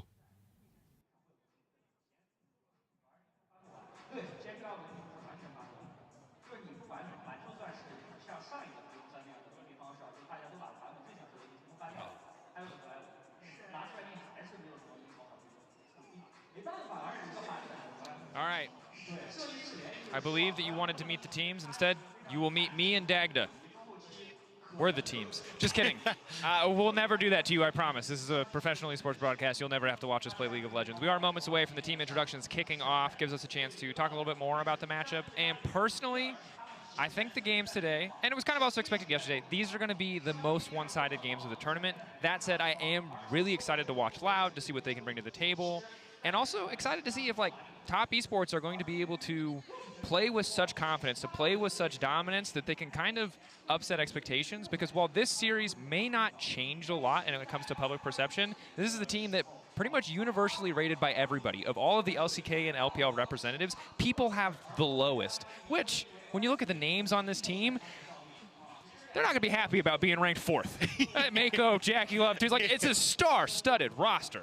Yeah, I think it's hard for top esports because they're trying to shift a lot of that international perspective of them. When you look back at like Worlds 2022 when they lost towards GAM, and that kind of shifted a lot of the perspective away from, you know, Jackalove, who at that point in time was kind of a bit inconsistent. He was considered a coin flip player, but over the last 2 years since then has definitely become significantly more solid, wants to step up and be the big carry, and alongside having Mako, which feels like he's had this resurgence with just finally having an incredibly strong, like one of the top LPL supports beside him, has been sick to see. So I think top esports definitely going to show a lot of people how strong they have been over the course of LPL, and that does mean that for the CBLOL, it's going to be a tough showing, because one of the big things that we saw for Loud is, yeah, their solo laners are kind of the big call-out spots. Like you look at Robo in the top half of the map, but the bottom side has been kind of the dodgy point for them. So when you're looking at going up against Jackalove and Mako, it feels like a huge amount of this game has to be about controlling the duo that is on top esports.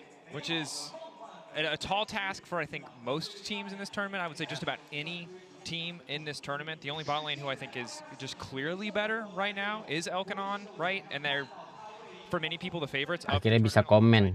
Komen apa? Ini gue set harus subscribe dulu ya? Harus... Oh iya, harusnya gue set anyone aja. Get around this. Now, again, I think Emily's brought it up before. This is the moment where we start to ask, are lane swaps going to be introduced? For my personal enjoyment, I would say, you know, not my favorite thing. But from a tactical approach, again, you would respect it because it would get them away from what could be a very explosive, very catastrophic 2v2. But the problem is it takes you away from what makes Loud strong.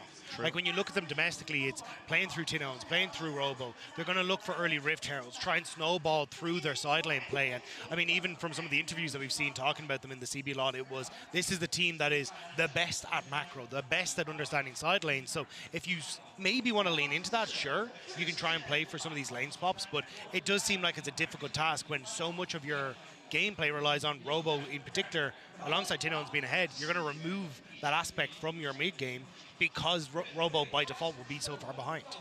I mean, it is a nigh impossible puzzle to solve, Exactly. right? It's why it is so heavily in favor of top. When we talk about this, we are about 2 minutes away from team introductions, and of course after that, champ select. So bear with us for a brief moment. And I think for CB Law, right, it is like this huge opportunity. Sejak kapan Vtuber lo ganti? Udah dari akhir Februari. I don't want to count them out immediately, right? To just assume they're dropping down and that they're going to be playing up against GAM later, you know, would be a reasonable prediction. But let's just see what they can do. Let's see how hard they can hit. I think the other person that we have to keep our eye on across the tournament, as top fans will know, as international fans will know, you know, Tien, a guy who in this series you expect him to dominate, but as the tournament goes on, we really want to see that consistency in form, because if he's playing... Nah, bisa loh kalau gua ingin manual. Like, he has the power to single-handedly elevate top esports in people's minds, because he is, in the best and worst possible way for top esports, like their X factor. He's a god when he's in great form, and oftentimes, you know, the team falls apart when he's having a really rough game. Yeah, I think that's kind of the thing, is that when Tien's on form... Kok nggak mulai-mulai gamenya? Masih bacot dulu cuy. Paling bacot kayak ya mungkin 10 menit lagi. He has come out in interviews and said, look, I do struggle with confidence. I do struggle when it comes towards, can I concede? Tapi jadwalnya sih jam 6 ya. Tapi gua harusnya nggak nunggu sampai jam 6 kan ya. Kalau sampai jam 6 mah mending gua off live dulu cuy. Because you have laners that are so strong individually, like you've got 369. A lot of people tell him is the best top lane in the world coming into this. Styled, well not styled, but one lane against Bin, I will say, in the finals, but still end up losing the game. You know, got Jackie Love and Mako, who are the 2v2 killers in that bottom lane in the LPL. So I think it's where Tien has to take less of a forefront and a presence in the game, and kind of just has to play a supporting role, which I think in this sort of situation works out well, because when you think back to when he won Worlds in FPX, it was like Doomby being able to set him up and work with him in that pairing. So I think strong laners is definitely something that suits Tien, and why top esports were so competitive with BLG for nearly taking the #1 spot in the LPL. I think you're completely correct, and I think one of the other advantages, right, you have such a massive home crowd advantage. I don't know if you can always see it when you're looking at the cameras of the overall venue, but the second that an LPL team is about to play fills up, chance double, triple in volume, and until you're in a best of 5 against another LPL team, you're the fan favorite, baby. You've got all that support behind you, so you're the fan favorite for the rest of stage 1 and for a decent chunk of stage 2, depending on if they drop BLG or not. I was talking to some of the Chinese fans that are here, though, like Jess, who awesome messages with info on Twitter and that, but it was really funny because he was like, the sigh of relief from a lot of the Chinese fans when GAM and Top were pulled on opposite sides, so they potentially wouldn't face off because of Worlds, was apparently fantastic. But they're like, do we want to let Top get the revenge, or do we want to just avoid GAM altogether? Well, we'll find out if Loud can maybe send them down to play against GAM, but it is very, very funny to see it's still there. As an EU pundit, being scared of the VC. Jam berapa? Kalau dari jadwalnya dong jam 6, cuma karena matchnya tadi cepet kelarnya, harusnya bentar lagi mulai sih. Yes. G2 many years ago, we have been embarrassed many times at the hands of the VCS, so in that we are brothers, LPL fans. I mean, we'll see. Again, it seems like player intros are right around the corner, and I mean, I frankly just cannot wait to get into our next best of 3. This is going to be an absolute... Ada idol K-pop nyanyi kah? Itu mah di World Final cuy. Tapi ini nanti di finalnya ada Nobar juga cuy nanti di Jakarta. Cuman gue nggak tahu Nobarnya di mana ya. Gue ngarepnya jangan di Kemang kemarin sih, di Kemang kemarin agak panas anjir. I want that for everyone, not just for Cream. Like, the problem with lane swaps is it's like most people aren't going mid, so it's just even more reason to just play control mages and chill. Like, bring me back to the Silases, the Akalis. Let Cream lead the way for all of them. That's my only request. Top. That's all I want. Be Zeka. Just break the meta, play your own style. Or you could be Cream, but play the stuff Zeka played. You know, I think it's a compromise. No, but I'm very excited. I think to see what top esports. Kalau Spark itu apa tuh? They've decided on the game looks like for them, but then also going up against like Robo and Tinones, I think this is a big opportunity for them to prove their worth against what are some of the best laners that we have coming in, especially if Cream starts to fall back towards his own style. Now look, obviously he struggled a little bit with the meta that was coming in. Dulu lah, kelamaan aja. Very strong player in his own right, so I'm excited to see how these two teams face up against each other. Certainly. Makan ciki. Orang Indo yang jadi pro player LoL masih ada. Udah nggak ada cuy. You know, he's a big champion in the meta, and we'll see if Cream is able to slot back into what we look at as his comfort zone. But now, I think we're about ready for team intros. So let's get into it. It's time to meet our next 2 teams.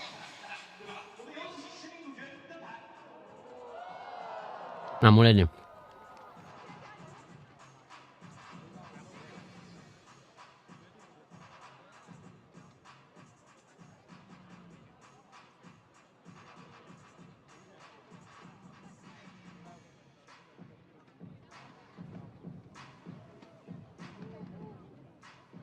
Senayan Park.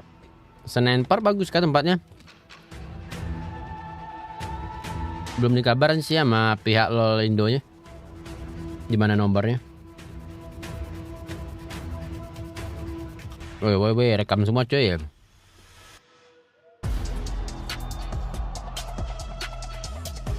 Chengdu.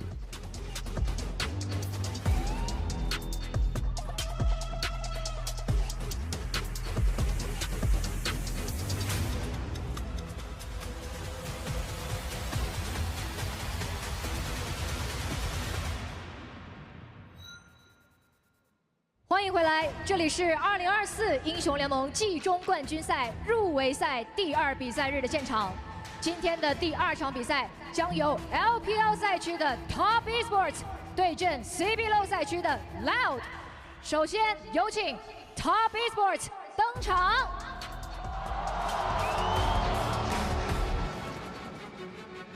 Untuk TV di belakang itu nyalainnya pakai apa ya? Pakai Windows kah, Linux kah, apa gimana ya?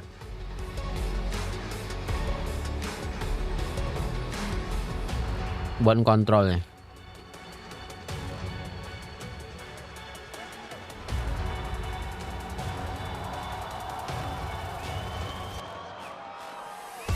Habis ini juga bacot dulu bentar, guys. 接下来有请 Loud 登场。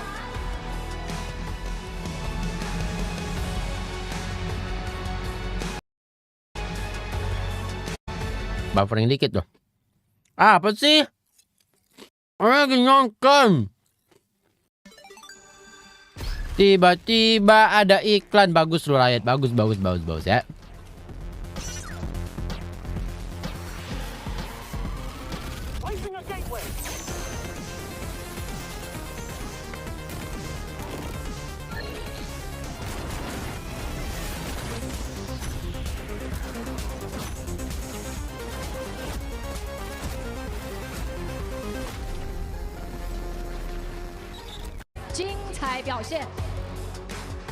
Itu iklan Twitch guys, bukan iklan dari Riot.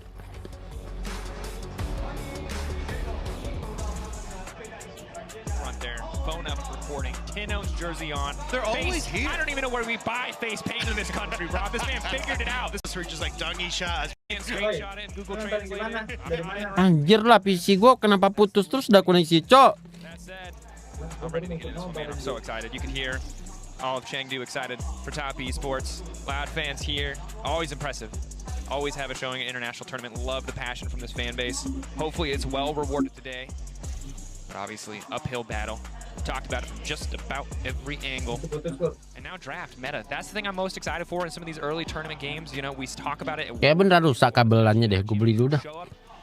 In the first few series and the first few games, never to be seen again. In years past, but maybe this time you get a little spice from the Loud side, maybe a little spice from the top side, indicator of what's to come in the later stages of the tournament.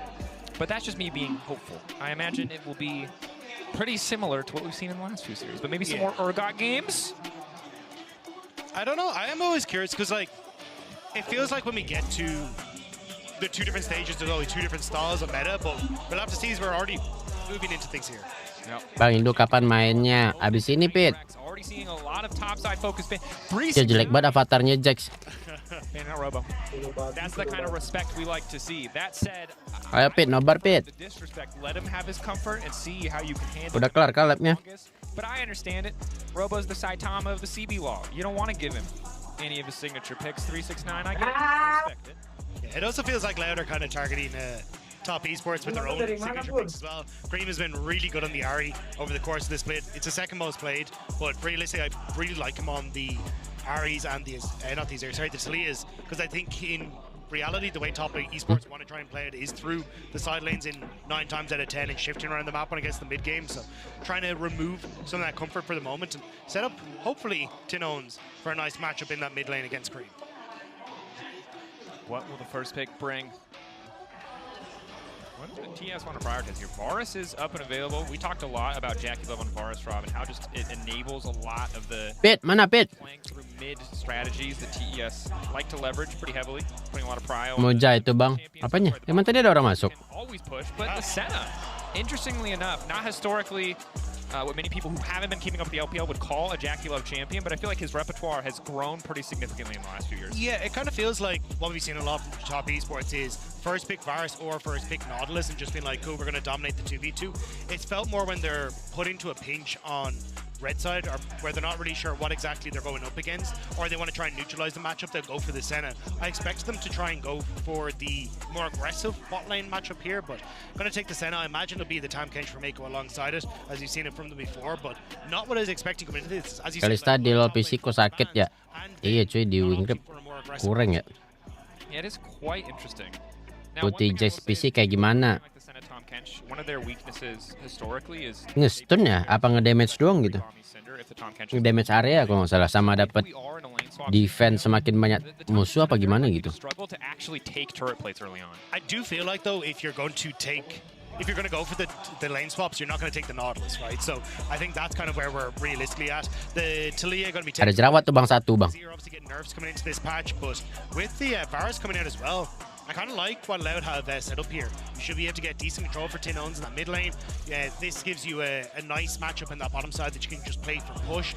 And then when you get into the mid game, you can actually try and play outside lanes, which is where Loud have been best in the CB law. So it definitely feels like comfort for Loud when you look at what this composition is going to bring to the table. Yeah, I also like, getting yourself to Talia early on, like you talked about playing towards side lanes, giving yourself that little extra bit of mobility. Varus, Nautilus, obviously notorious. Kenapa dah DC terus, cok? Apa yang salah ini dari PC gue, jing?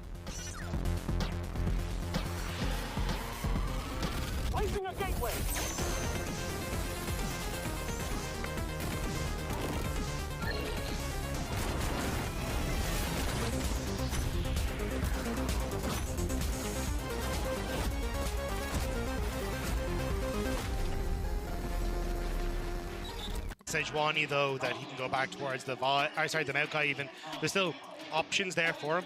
I don't think he'll go for something a little bit more aggressive. Like I was going to say, with Xin Zhao taken away, I feel like trying to go towards like a Viego or something along these lines isn't really the best option because you don't have full control over bot side. You're going to be blind picking your top lane as well. So in theory, you should have nice opportunities to counter pick there for Loud. So I think he will just fall back towards your bare bones base, but Sejuani banned by them as well, so who knows, maybe some Maokai angle. All right. This is... Okay, they're going to opt for the Renekton here. It's going to be an Urgot angle, isn't it? I feel like it has to be. Yeah.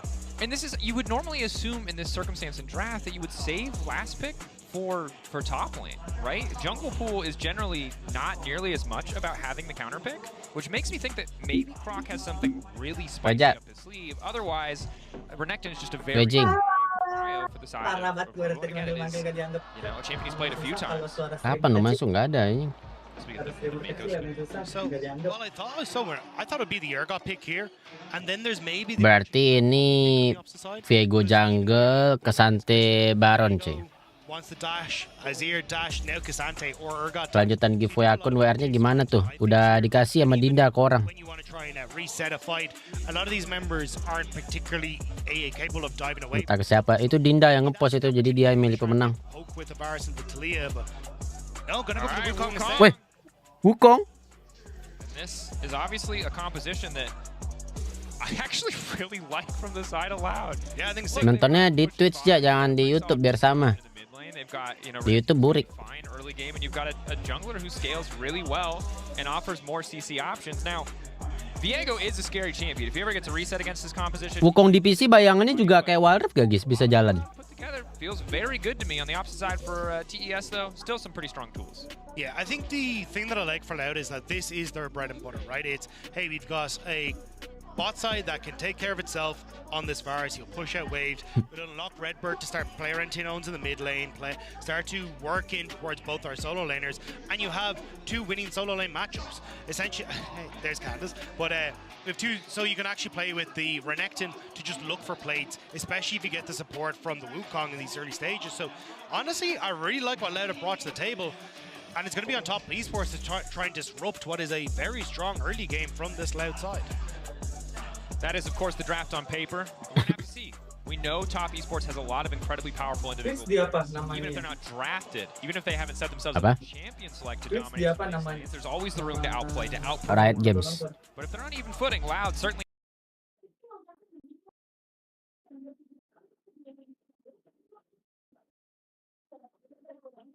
An opportunity for him to improve his Brazilian GOAT game.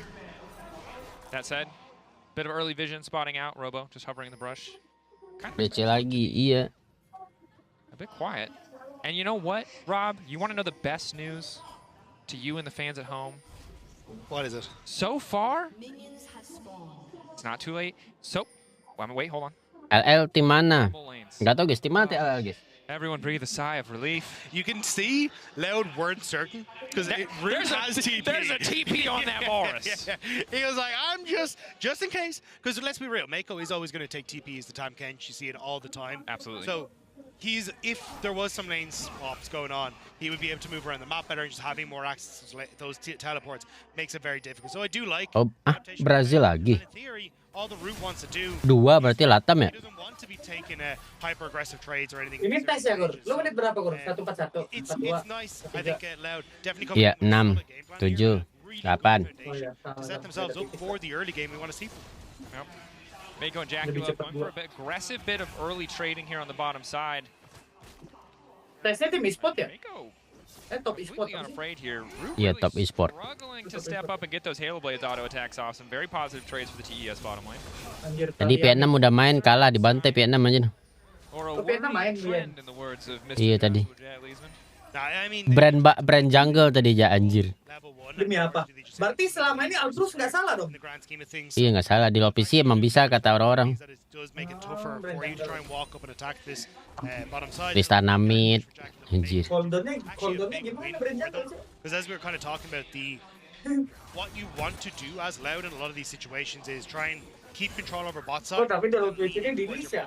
Both your solo laner, so I wasn't sure with TN having this push. Iya, kalau di low PC di list. Enggak tahu deh tadi di list apa enggak tuh ya. Di list.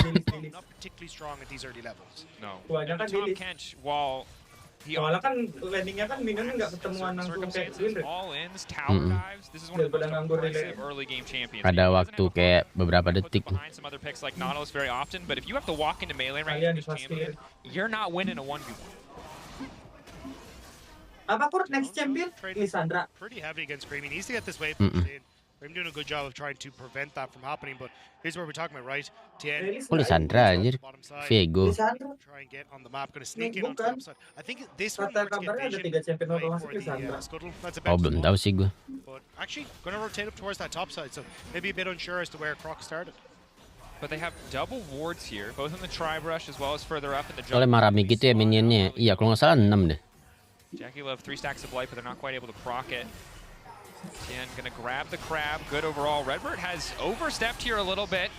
But Croc is on the way in. They're trying to stretch through this Nautilus and get the reset for Tien, but Tien's forced to back away because of the Ignite. Croc doing good damage. Again, that Wukong passive starting to stack up, and not a whole lot here on the bottom side except for physical damage. Oh, si Brand dia ada abu-abu gitu juga. Brand siapa namanya? Si Tamken. Ada skill 3. Tamken TFT ini guys. Kayak si ini ya, si apa Pike kan. Going back, he would have wanted to back anyway, so it's not that big of a deal. But as you say, Nanti juga ada itu item-itemnya juga tuh kayak to try and farm underneath this tower, especially if Mako and Jackie Love can sniff out. Genji emang ada cuy, nggak ada kan? No, and now they know exactly where the ward is placed. Itu supportnya siapa? Tamken kan? Immediately moves up, sweeps it out. Apa Sena supportnya? Be careful now, missing that piece of vision. Siapa Tamken apa Sena? Play more towards the bottom side. Tamken. Itu item support. Sena anjir, supportnya ternyata. Itu item supportnya di Sena tuh. And so far, pretty quiet early game, I will say. Jackie Love already at 21 souls pretty early on. Him and Mako very much running the bottom side of the map. Might get a little bit more difficult as Rouse to get some items under his belt, maybe some extra. Kesanting nggak pernah nggak di pick anjir. That's where it's really going to start to work in their favor. And this is what I was about to say is getting Redbird out of this lane to look for roams. He's already in the mid lane, and this is Fasting Sena, iya. In playoffs and setting up Tinones for success. Even just interrupting a reset here from Cream is massive. You just want to deny Cream access to reset. Level 6 for 369. Pullback is good. Di PC nggak meta ya Nobar jungle ya? Robo holds on. Gak ada yang mau kes. Crucially, Mako now going in, and Root's all on his lonesome, has to flash away. Anjir, hampir sekali lagi kemakan tuh. Center Root not going to connect. Lagi makan tuh, kenyang. And this is going to limit Redbird on the map. He has to play with Root now because with that flash down. Ada Core juara LCK Genji. Ya tapi kan dia nggak ikut di sini kan? To make sure the Root can farm up safely. Croc is down on this bot. Nggak ada di bracket cuy. But I think he's just going to farm out, reset, and maybe look for the Void Grubs on the upside. They are pinging us, so maybe they look to trade with the play on bot end instead. Robo taking a little bit of a negative health trade there. Did match TPs here, and of course, early Bramble, not surprising to see from 369. Excellent hook from Redbird, though. JackeyLove now going to be in trouble. Good follow-up damage on the hail of arrows. Triple proc there. Redbird wants to keep this going. Tinones is on the way. They really want to try and push back top esports. So with that, they should actually be able to turn that into Nggak sambil nelen, Cok, nggak keren. the top lane. No junglers inside. This is just a 1v1. Conqueror procs, nice sidestep on the Q3. That's so tricky. That early healing reduction makes things so nice hook again onto Yang nembusin dinding ini. the reset. Redbird trying to live as long as possible, but now the Kunci sama Salia nggak bisa gerak, Cok. Abis tuh. Nggak ada jalan kabur lagi. Loud 3-man advantage. Train trying to come Masih bisa ini datang ini. Iya. Mako is good. Croc walking away for now. JackeyLove. Tangguh nggak sih Talia? Apa emang sempat ke situ doang ultinya? Skirmish on the bottom side. Bisa lagi deh. Yeah, we'll end up being 1-for-1, but there was no real reason for top esports to try and overcontest. Posisi Juani kayak Parus, iya. They're in a decent position where they were able to move over because Tapi Juani langsung beku ya. taking so much damage on the back end of it, but able to salvage it. STN is able to get the damage onto Redbird, but it's almost a near miss from top esports on the play. Yep. Nggak bisa Juani main, akan Crucial. By a bit of extra time. The level 6s are going to be big for both of these junglers. We take a look back at this one. Itu aja nggak sih picknya, tapi banyak dah. But he's at half HP, so Jungle paling baru Vigo. 3v3. Yes, Redbird takes a lot of damage, but Oh, Genji dia auto ke main stage. Ini masih ini sih play-in ya. risky. And the fact that you end up burning both flashes onto the top esports bot lane is going to be terrifying. Lu official We've MSI already kok. seen how aggressive they want Apa? to play in this bot lane. Lu official If streamer. you hit 6 for Wukong, you usually go into bot, and you can see how close he is. That little purple bar Berarti underneath nggak kena copyright the turun. icon.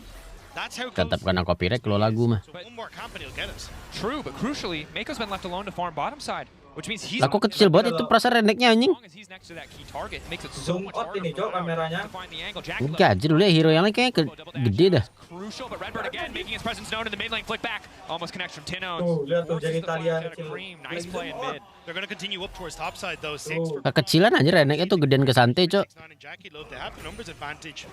Keren kan multi ya, tekan multi udah gede. JackeyLove looking for the reset. But as you say, like, you do have Mako with the level 6, but if he's on bot side, you still have Mau kayak a apa nggak? Mau kayak di band nggak? and Wukong kind of gets a 2-for-1 special if he ends up knocking over. Enggak lihat tadi gua. So you do have to be very, very careful in these scenarios. If you don't spot out top esports where Croc is, it can end terribly. Nice unstoppable coming in for 369. Immediately goes all out. So far just trading. Wow. Robust, be very careful about extending this trade. We'll start to stack the Fury up. Kayaknya Boboya Kasati bakal rilis dari WR anjir. 369 knows the play is over, but getting the Renekton ult definitely does not feel too bad, especially because the Ghost is going to be at backup for 369. Yeah, I mean, ult for ult, but nice stun from Robo to be Ada meta pause juga nggak? Nggak ada cuy. how many members on that top Ada side Cok, was. paus bisa loh. Redbird now Iya, cuman nggak meta pause kayak game Mobile Legends. Root does have the level advantage. Redbird not able to connect with the hook, but again, like, you can see how well Loud are trying to move around the map.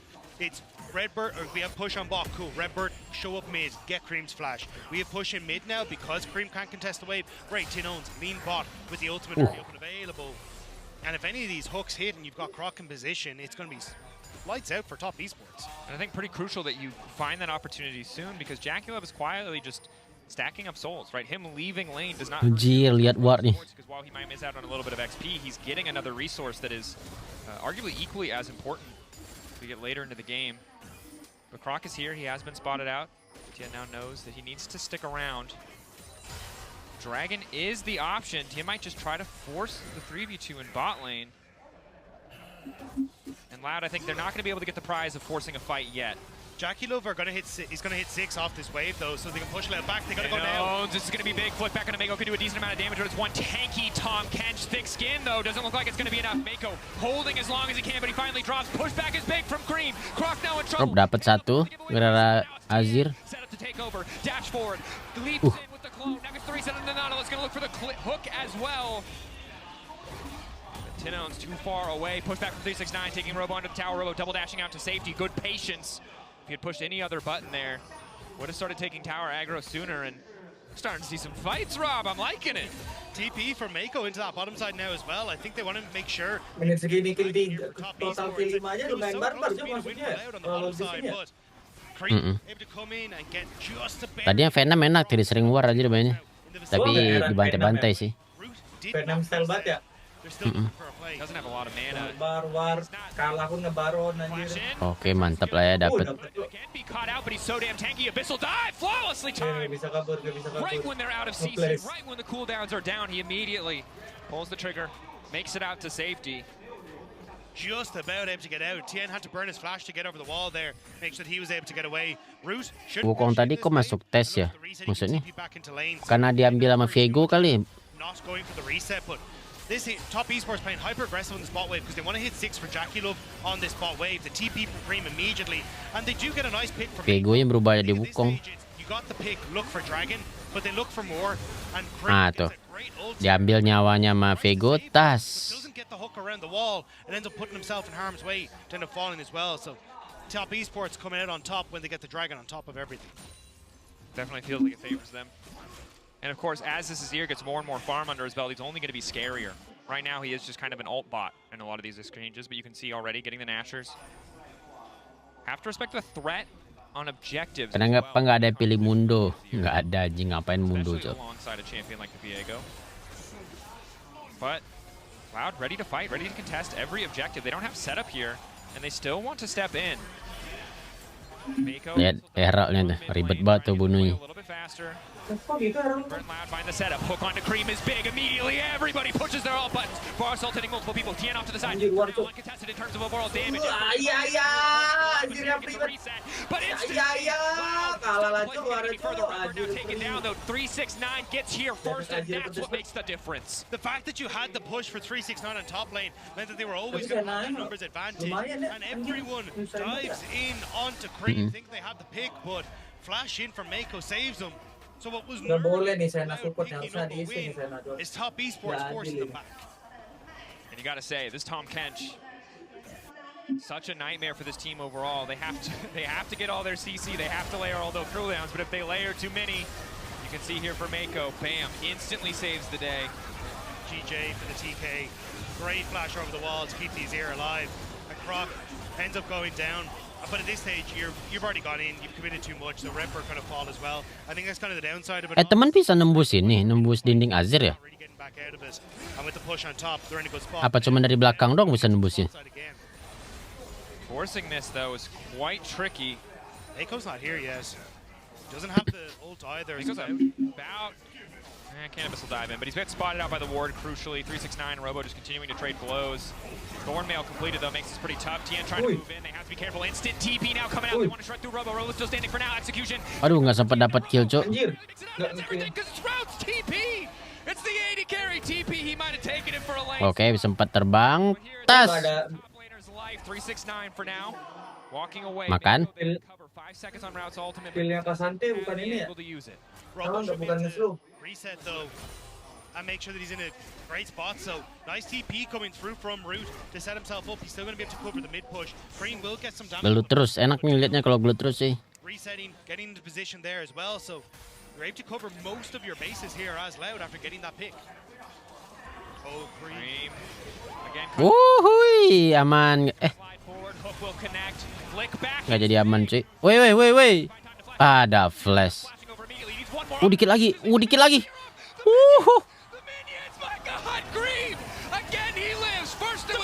Tapi temen yang mati aja.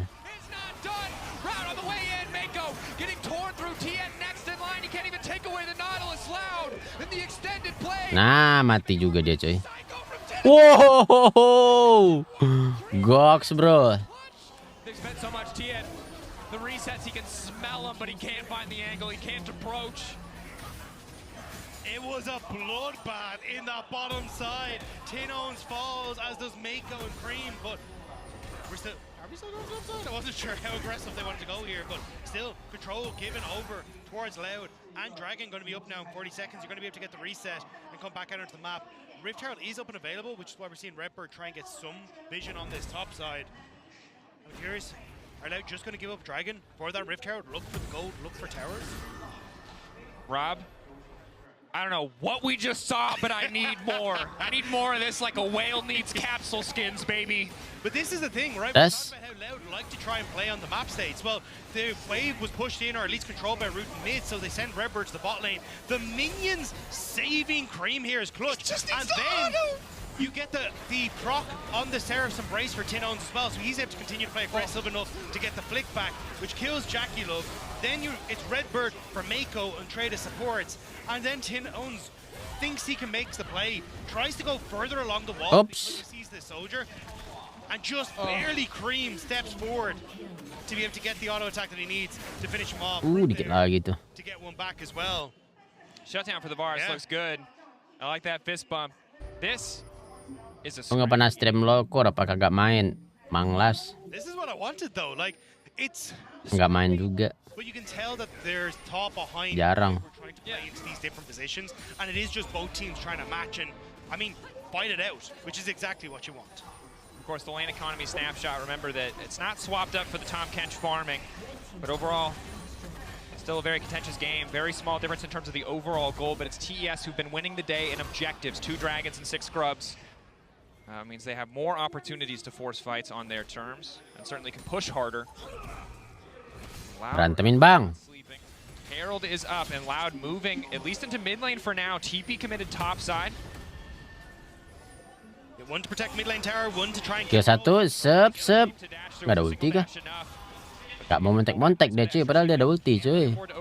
All of Loud ready to collapse. Top Esports had to commit Mako and Cream's TP, so Mako to mid. As Loud should just back away from this. Tapi nggak bisa juga sih, ada skill 3 soalnya si Renek ya. Does Robo want to TP back to try to contest? We've seen this from the Vtuber so many times though. Mid prio, very easy to take. That said, when he's on his lonesome, Mako and Jackie Love do have a little bit more license to step up and contest the wave. They have to be very careful though. They know Robo has TP, they just don't know if he has TP to somewhere in the jungle onto some of the... Beda Void Group sama Herald apa guys? Yang penting Top Esports, they got ngasih gold doang kah Void Group? towards Robo with the TP for Cream, send him packing. They get Mako TP to mid to protect the mid tower. Now Redbird steps forward. There's no wall, the hook!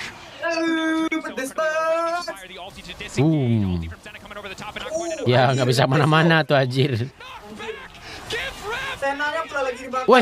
Weh mantep tuh Azirnya. Zenanya di ewe tadi cok. Sena sama masih gara-gara dimakan PK babi. PK ya, Tamken cok, gara-gara dimakan Tamken. Dia mati anjir. Pas ngeblas nabrak tembok lagi, temboknya si siapa? Si Talia ya? Talia. Apa ulti Azir? Void Group bonus damage ke tower. Oh, yang minionnya itu jadi agak berwarna dikit ya. Jadi warna ungu turretnya ya.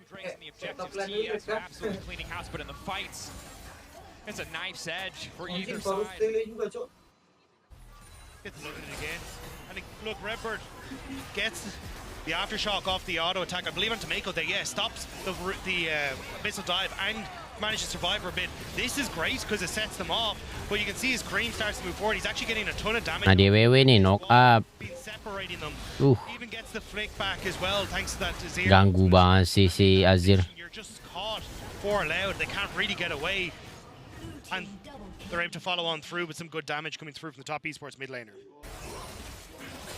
We take a look back. 4.000 anjir damage Azir tuh, hell. I think 369 TM, they both do a great job of cleaning up a little bit here and there. Itu last pack tadi. Is the problem that last pack apa?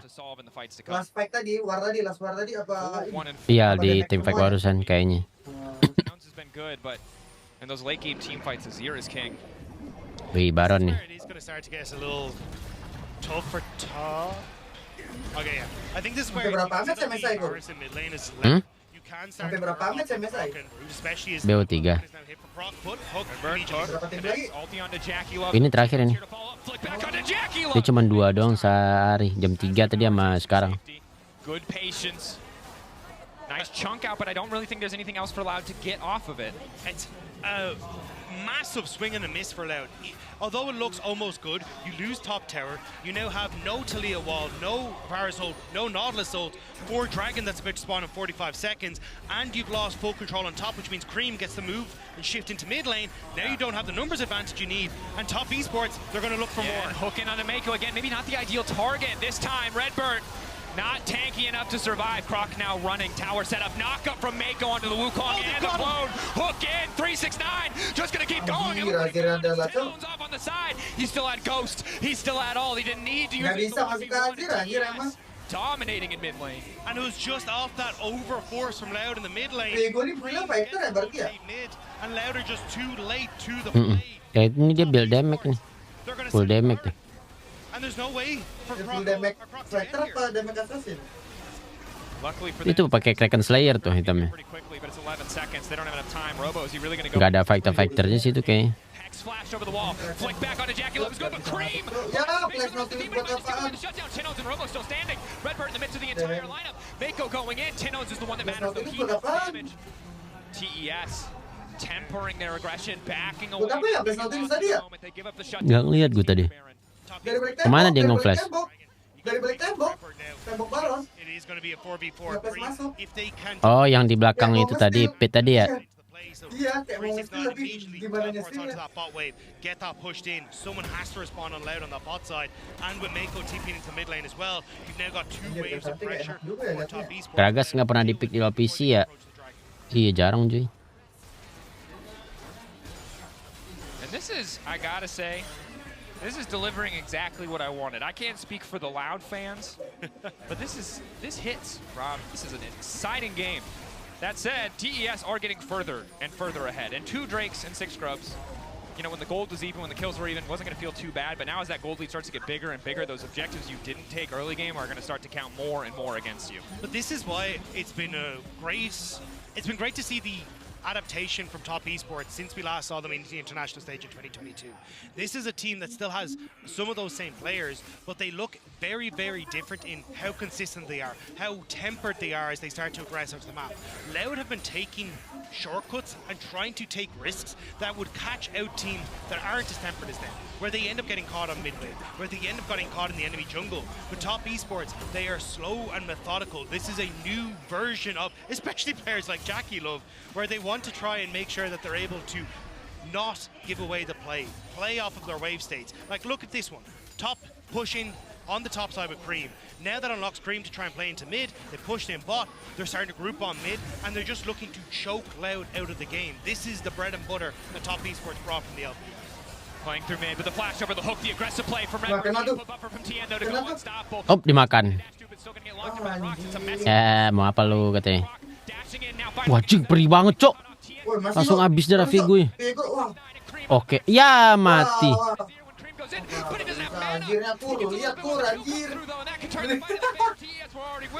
Anjir, perih banget.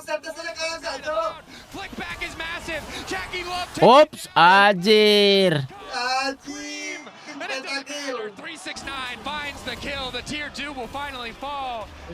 Ini Azir habis ini di ban nih anjing. Throw everything at top, but Ya, again, ignorantnya apa? Depannya nggak sih Nusai? so much damage off 7, 2, and 6 on this Azir juga pintar sih posisinya tiba-tiba dari balik red anjir.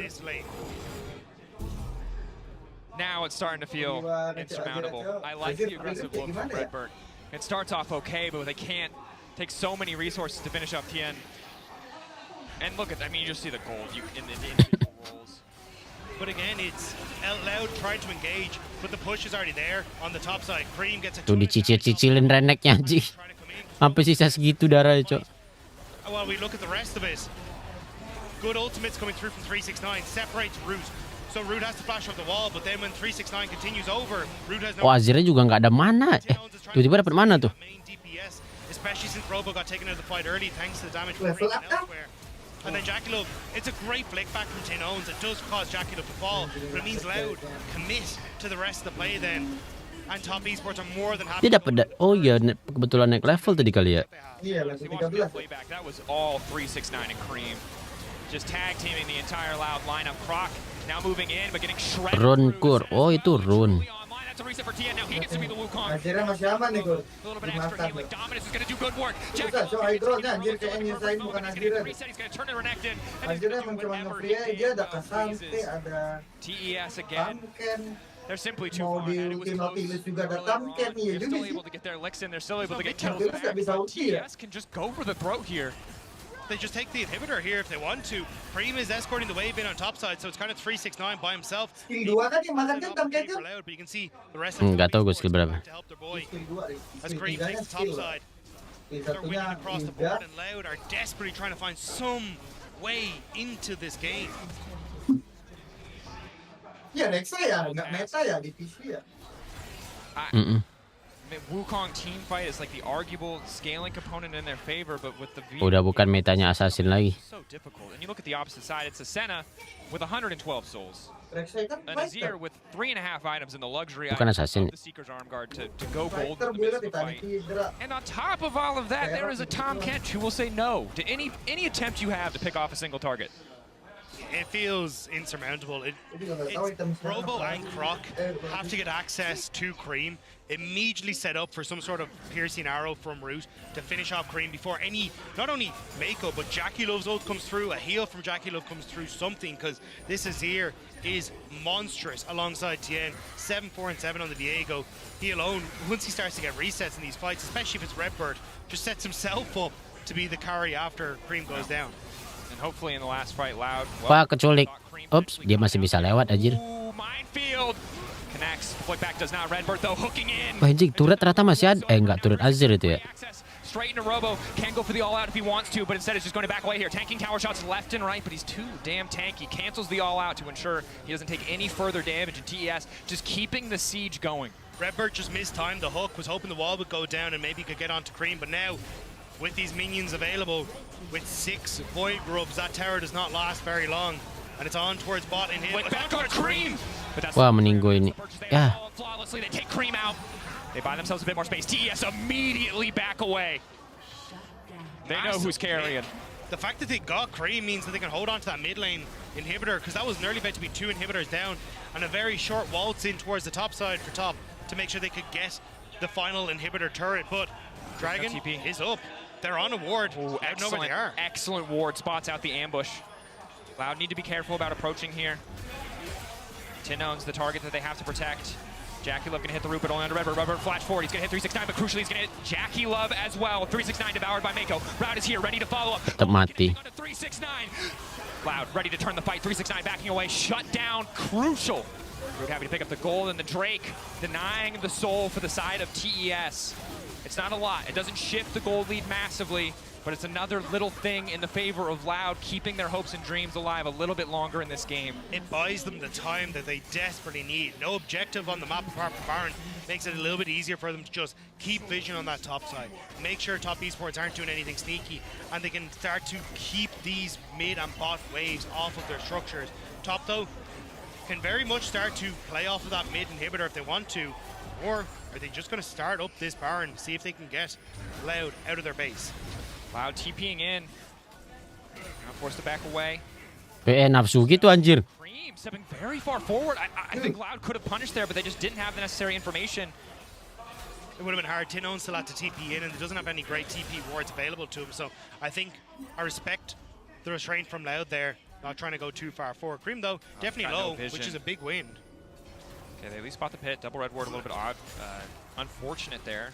A little bit of wasted vision, but happy to just deny the Baron for now. TP to the top side coming in for Cream. Tinones has used his teleport. Won't be able to return to a side lane. TES, do they have the discipline to just play through side to wait for a greater advantage here? Robo will be forced to catch a side lane. Cream also using a TP, though, means it's overall even. Yeah, surprised to see the TP from Tinones. It felt rushed. It felt like they thought they're under pressure. In no man's land, will be able to make it out in time. And like I say, this is tense, right? TES by all means favored. They still have all their flashes up. They have so many tools to protect Cream as their main source of damage, and the Baron's already been started. Loud know that they need to step up here, but they might just be walking face first into 369 and Mako. Now they're going to realize Croc forced to back away. 369. Bit of damage on the clone, just trying to find access to the back line. TES have pulled off the Baron, though. That control ward, crucial. Gives them all the information they need. Robo just spotted on the control board on top side, though. He was trying to see if he could get the flanks to top esports. Pull back, make sure there's no opportunity for the Renekton to get in onto their back line. The time bot by Tinones on the bot side is starting to go, as is Robo's time in this top the one end. champion you can't double dash through. Nice sidestep onto Mako. 369 has so many tools to interrupt with him. Robo thought he had access to the wave, but TES take their time with it. Flash out from Robo. Can he keep going? Cream coming over the wall. Goodbye. But it's not going to stop Nggak mati. from taking the Baron. Double dash again from Robo. Masih nggak mati aja. Robo still alive. 369. Loud, is this your opportunity to turn back the fight, or can you at least reset? But now it's Redbird who's overextended. Pull back from 369. Wah, diculik.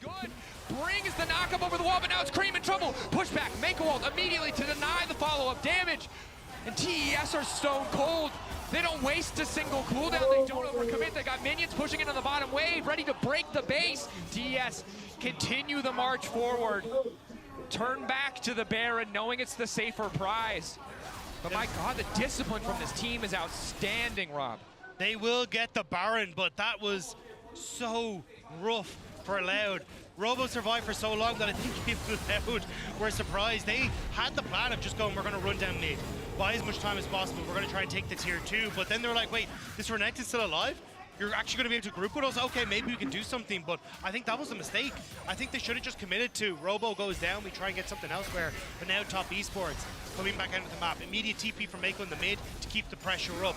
They want to make sure Loud cannot buy themselves the time, and the top can get as much value out of this Baron as possible. Tes tahu bot lane ke push. Until Soul is on the board, 2.5 minutes on the Red Bull Baron power play. Gold sudah beda 9.000 ya. 11.000 anjir. He's been quietly stacking up souls the entire time. Cream didn't burn his flash. He still has his Zhonya's, and he still has the ulti of Mako up and available in just about 15 seconds. While lane inhibitor is about to respawn, that's the final super minion wave that's coming in to top esports. Berarti Sena OP ya bang? Enggak anjir, jangan aneh-aneh. Wall. Knockback onto Cream is making goes gold. Mako crucially flashes over the wall. They need to Iya cuy, itu suara Moja, nanti kita mute deh.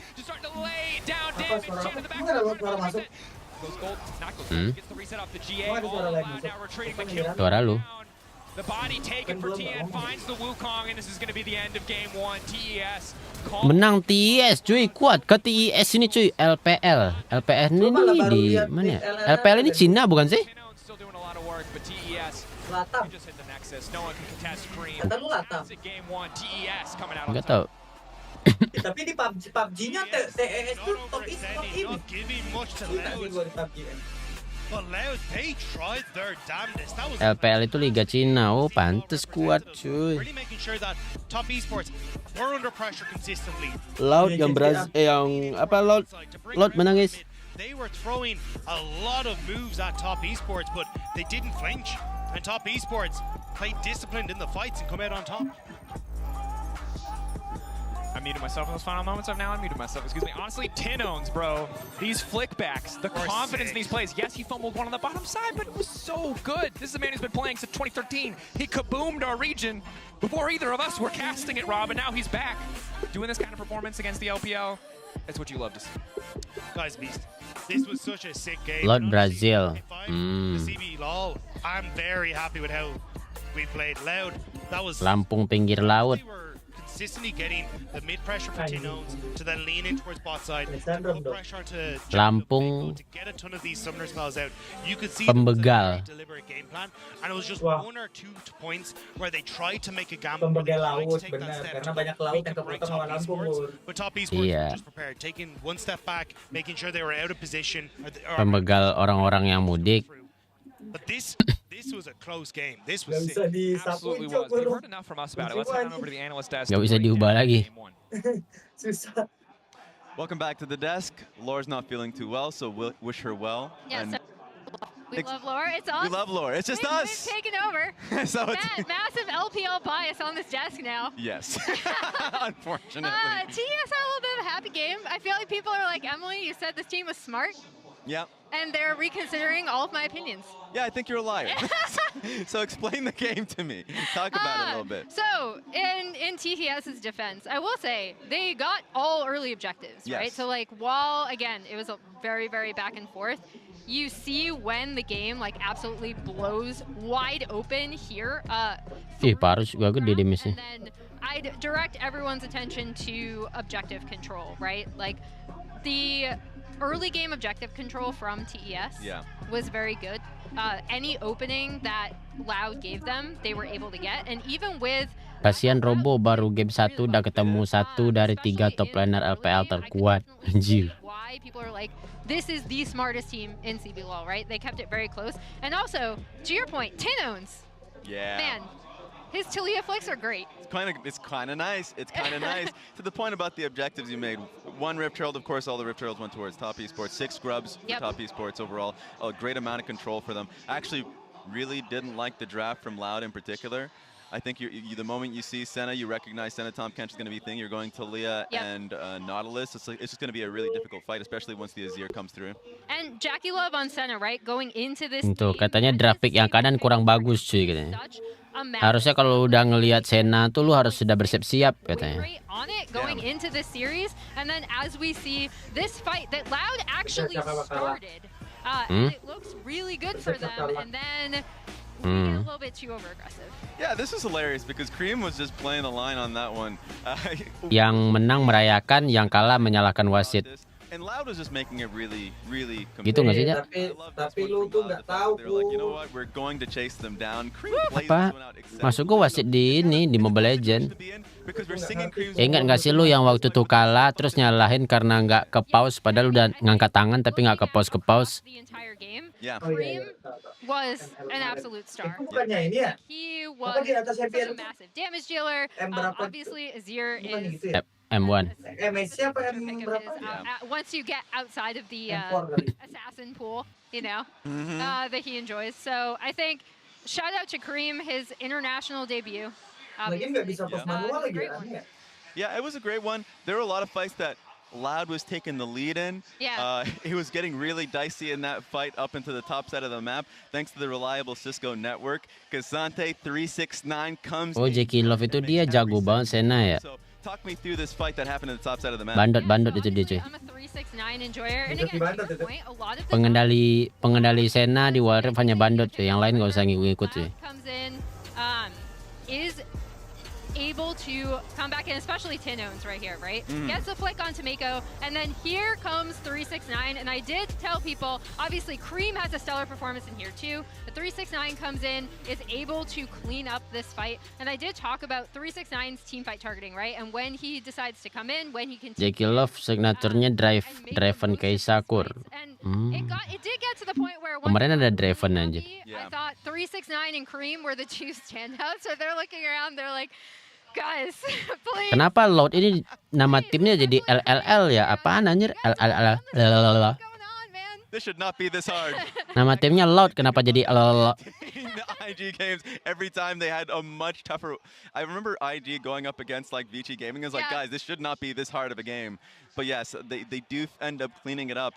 Of course, Loud does select blue side. Any expectation from Loud changing things up going into the next game? So to your point about the team compositions, I think one of the reasons why we saw a lot of these team fights be like super messy is that TES had a lot of answers for everything they had in their composition, right? Like especially with the Nautilus into the Senna TK. So I'd like to see them kind of draft again. I think they did draft around comfort. I'd like Liga Loud LOL. I think that was really good for Tinones, and we'll see going forward. And we will Masa Loud anjir. take a moment to experience our host city Chengdu. Thanks to our friends at Oppo. Wis, sponsor the Oppo guys. Direkam menggunakan Oppo kamera.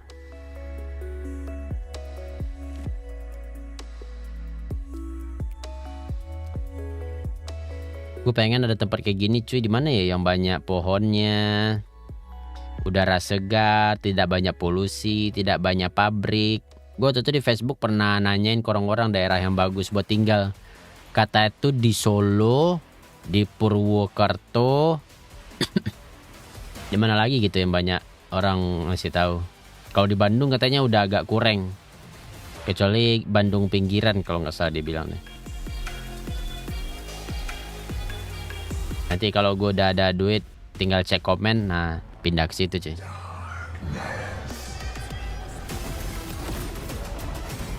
Ini Kur ke Solo, ntar jadi tetangga gua. Gak mau gua di Solo ada lu. Batu Malang Kur. Ngapain tinggal di Batu? Jing, gua nyari pohon bukan nyari batu. Esport is the entertainment of the Gua nggak mau banyak pabrik, nggak mau banyak polusi. doing something I've trained my whole life to do. Nggak mau ada begal, nggak mau ada kelitih. Become a master at it and then try to connect it to the esport world. Tidak mau apa lagi? Tidak mau daerah-daerah bodoh kayak ada musik-musik, muter musik kencang gitu tuh. Nggak mau di Depok.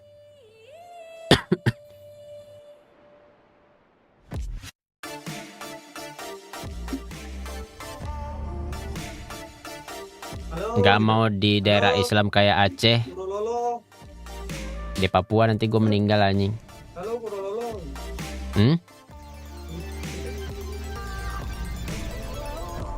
Mekarta belum jadi. Jatuh kan? Bangke kampung halamanku dikatain bodoh. Yang mana kampung halaman lu? Yang muter-muter musik itu.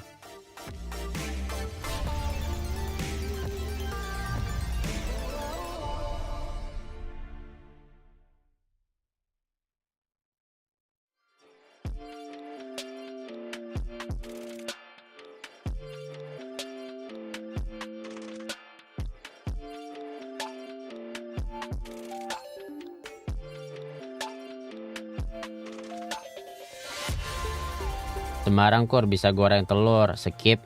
Semarang nggak menarik, udahlah panas. Yang enak cuman tahu Sumedang doang. Ya emang enak sih. Tapi yang jual udah sulit sekarang tahu Sumedang.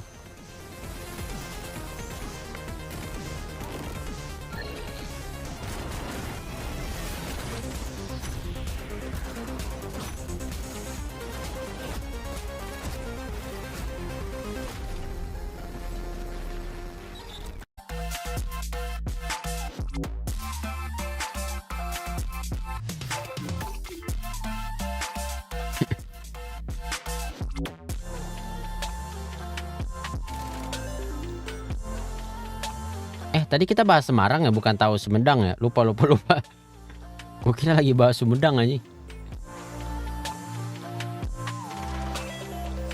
Kampung halamanku indeks pembangunan manusia terendah sejateng. Emang benar daerah bodoh sih. Manusia itu disebut pembangunan ya anjir.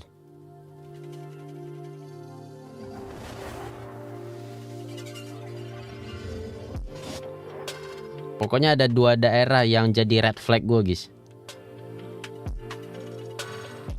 Itu yang muter musik pakai organ tunggal keliling rumah sampai rumah geter-geter, sama daerah yang nyapu-nyapu jalan. Aduh, gak suka gue coy, skip anjir.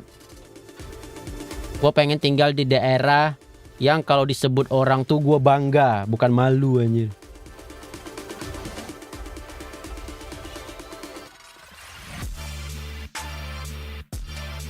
Packer main wing grip gak? Main lah dia cuy, nggak mungkin Packer nggak main wild.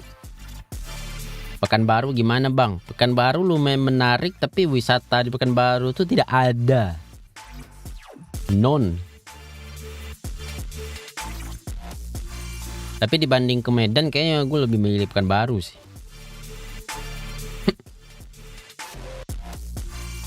IKN Kur, IKN mah tetap tempat ANS cuy. ASN. Palembang. Males di Palembang cuy, nanti ketemu Moja anjir, lagi nonton di mall ketemu Moja cuy.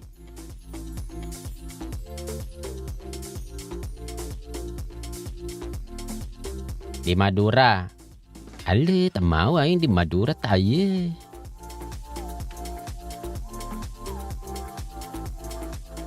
Di Madura saya tak mau. Samosir, emang ada orang tinggal di Samosir aja. Palu, waduh, kalau bisa jangan yang terlalu agak bekas-bekas tempat bencana jangan guys, nanti kenal lagi, takut anjir. Purwokerto aja deket Gunung Slamet. Katanya emang Purwokerto sama Solo sih yang tempat paling bagus sih. Tempat layak huni kalau nggak salah gue cek di Google. Bangka Belitung banyak pantai.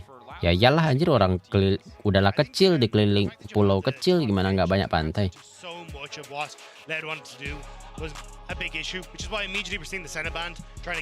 Di ban senanya cuy.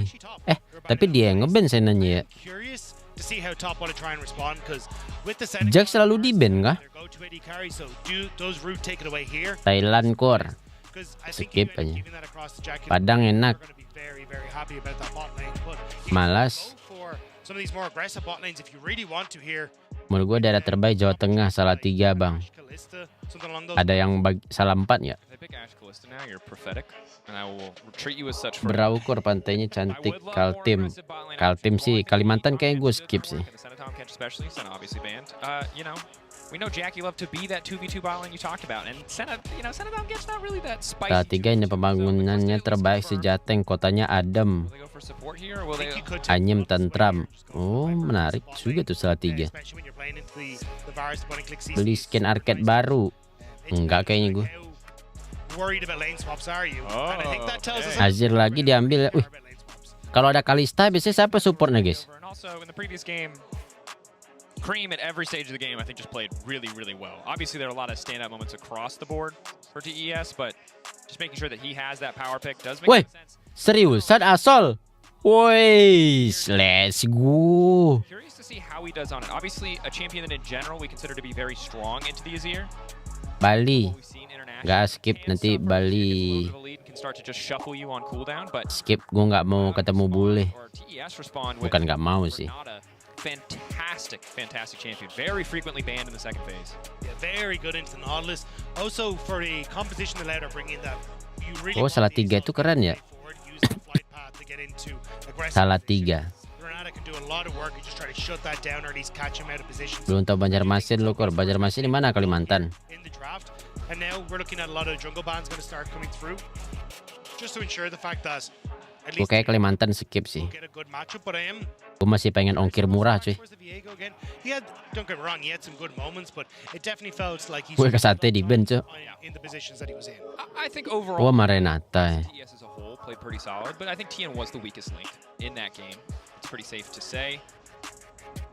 Masih muda banget anjir. Siapa tuh tadi masih kecil cok? Even if you're gonna die in the duration of the bailout, delaying the reset on Aurelion Sol's flight and team fights is devastating because the fact that it resets is Castle yang paling bersih udaranya. Bentar lagi juga rusak cuy. Tapi Castle masih jauh sih dari IKN ya.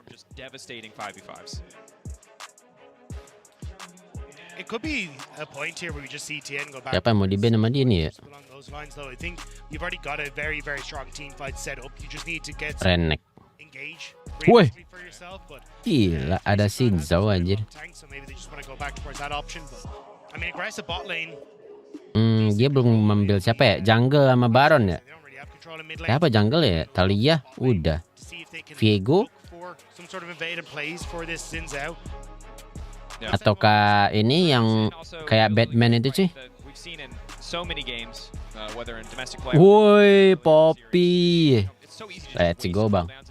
Ultimate, and when he's that much faster because of the bailout, because of those supporting utility, can make things harder. But the Poppy, you mentioned it in game 1. We didn't see it get picked up, but now it is getting locked in here. Not confirmed if it's going to be jungle or top lane. Salatiga mau ke Solo, Jogja, Semarang dekat. Menarik juga tuh Salatiga. Cassante gone. It feels like you're going back in towards Aatrox with just the most blind pickable of champions. Lane swap? Okay, maybe. All right, just for anyone who doesn't know, the second you see a Zac or a Sion, the lane swap alarm bells start ringing. That said, I'm not convinced that that would be the right choice here. But Zac, of course, still a relatively good top laner, loses pretty gracefully, offers a lot of utility. Anjir, emang dipakai itu champion cok? Siapa namanya anjir, lupa. Zack ya? Goks. Wasn't sure if we get the Urgos. Wih, enak nih ngeliat yang kiri cuy. Ada Zack, ada Asol. Lah, iya ya, Zack top ya? Jadi baru tahu gue Zack top cuy. Ntar toilet dulu deh.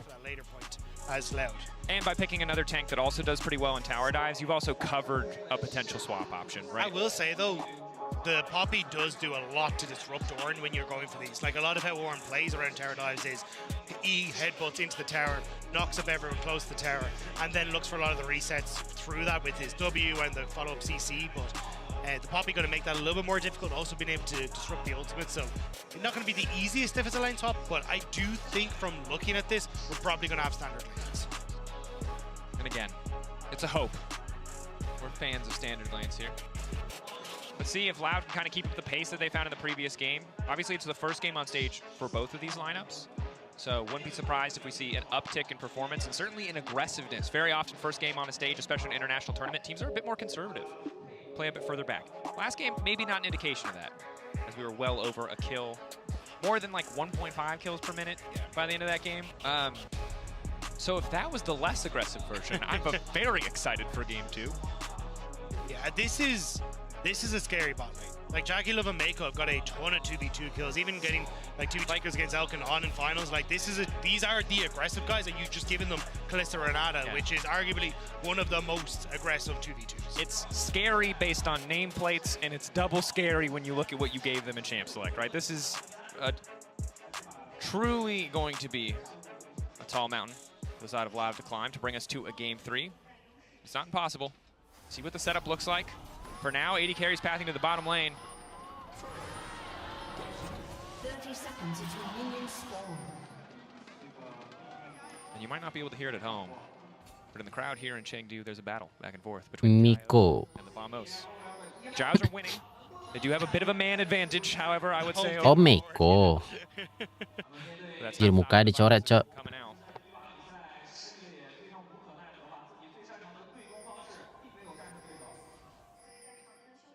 Side's trying to hide as much information as possible. LL tim mana? Oh, it is a lane swap. Bahas LL itu tim Brazil. Committing. Now I will say, if there is any top laner in the world that I would not want to dive, Ini Cina lawan Brazil. It would be 369, probably. Brazil lawan Cina. Actually, pretty much any of the representatives of the LCK or OPL, I would rather not dive. That said, if you're able to present... Pretty good at League of Legends. Yeah, pretty good. Pretty good surviving. That said, if they can set up another 4... Oh, mereka swap lane ya? 3-man dive, depending on what wave they want to play off of. Certainly have more than enough tools to take out a level 1 Ornn. So here's one of the things though. Anjir, jelek banget bentuk Zack, cok. Apaan nih? They start on red, which means Tien. Guru olahraga bagaimana ini? This top side of the map. So this is actually a pretty big win for Tien, because it means that now we can start to move into a position. Oh, he's actually going to steal 2 cars. So are they going to see Poppy? Are they going to see Poppy? They see Croc walking in, but Cream thinks that he's on Raptors. Doesn't know that there is a Zac here about to jump on his face. Whoops. Here comes one big cheesy Zac, baby. Not a lot of damage though. Cream seems relatively unconcerned. Again, there's nothing for Robo to do right now. Wah, meninggoy nggak tuh? But Rock not able to knock back Tien into the wall is going to hurt a little bit. Robo, of course, starting with the Elastic Slingshot means he doesn't really have much follow-up whatsoever. 3v2 on the top side as Redbird is starting to wander down. Var's trying to push the wave in, but he's pushing in solo. So this is actually huge. So top esports get 2 camps, try to fight, but 369 might get caught actually here. Anjir, Ornn skin apaan tuh anjir? Skin Natal. Kukira siapa anjir? Anjing bentuknya. The idea is you draw Loud into the fight and maybe you can sneak 369 in underneath the tower if the health bars are low enough to deny any sort of dive. But because 369 couldn't really get into position, it means that he's not able to actually tank this wave on the top side, but instead they're going to shift him into boss. And with April Fool itu. having to move in to protect the top side, the push on top. Ornn kemarin juga dipakai, cuy. Have the advantage there. Tadi juga dipakai. You're going to be in a spot where Iya tadi bukan kemarin. you also got the 2 camps on the top side. Pas ngelawan GAM tadi. She's going to be behind in relation to Tien because she just has less resources that she has access to now. And additionally, TES obviously have the luxury of hitting the bottom tower, the one that is not reinforced for the first 5 minutes. Zeknya nggak farm, emang kayak gitu. Kalau swap lane gini Baronnya emang nggak farm sama sekali, cuy, geng-geng doang. As well, but 369 just walking away. They wait for the next wave to collapse. Very likely that TES will go a plate up or be first on the reset. We'll see what they want to prioritize here, but another. Ornya juga nggak farm tuh, lihat aja tuh masih level 1, cuy. Topside push and the botside push. See, this is what I mean. So actually, you're gonna just go into what's made. Cream is aware of this. Should be aware of this. Wow. Oh, clean. Mau flash duluan. Much needed, because essentially now you can see where Tien is. Tien is going to clear at this bottom side, but Croc has nothing to do. None of the camps are on the top side of the map, which is where he's strongest. So he's just kind of in no man's land. So tries to make the play happen. Bang, nobar timnas pasti rame nonton. Kena ini gua kena ban anjir. Just not enough, so has to flash away. And now 369 TPing into the top side. He wants to try and crash this wave, knowing Croc is more than likely on reset. Leaping over. Difficult to die or to take out Robo when he has the luxury of that passive. Crucially, 369 was able to get Satu lagi. Ya. Some experience shared over makes it that much easier for him to survive. Now picking up level 3 as well. Harusnya nggak bakal susah nggak sih nge-kill Zek, cuy, bisa hidup lagi. Trying to hide in the darkness, but it's already warded. Knock back to the wall, good upfront damage without a tower to help. Things are getting kena lo. good handshake, but the pullback is there from Robo as well. Passive. Mati tapi chill, nggak bakal bisa dia nge-hit semuanya harusnya ya. Ya bisa ya. Ternyata gampang ya di early nge-hit ininya ya. Nge-hit badannya ya.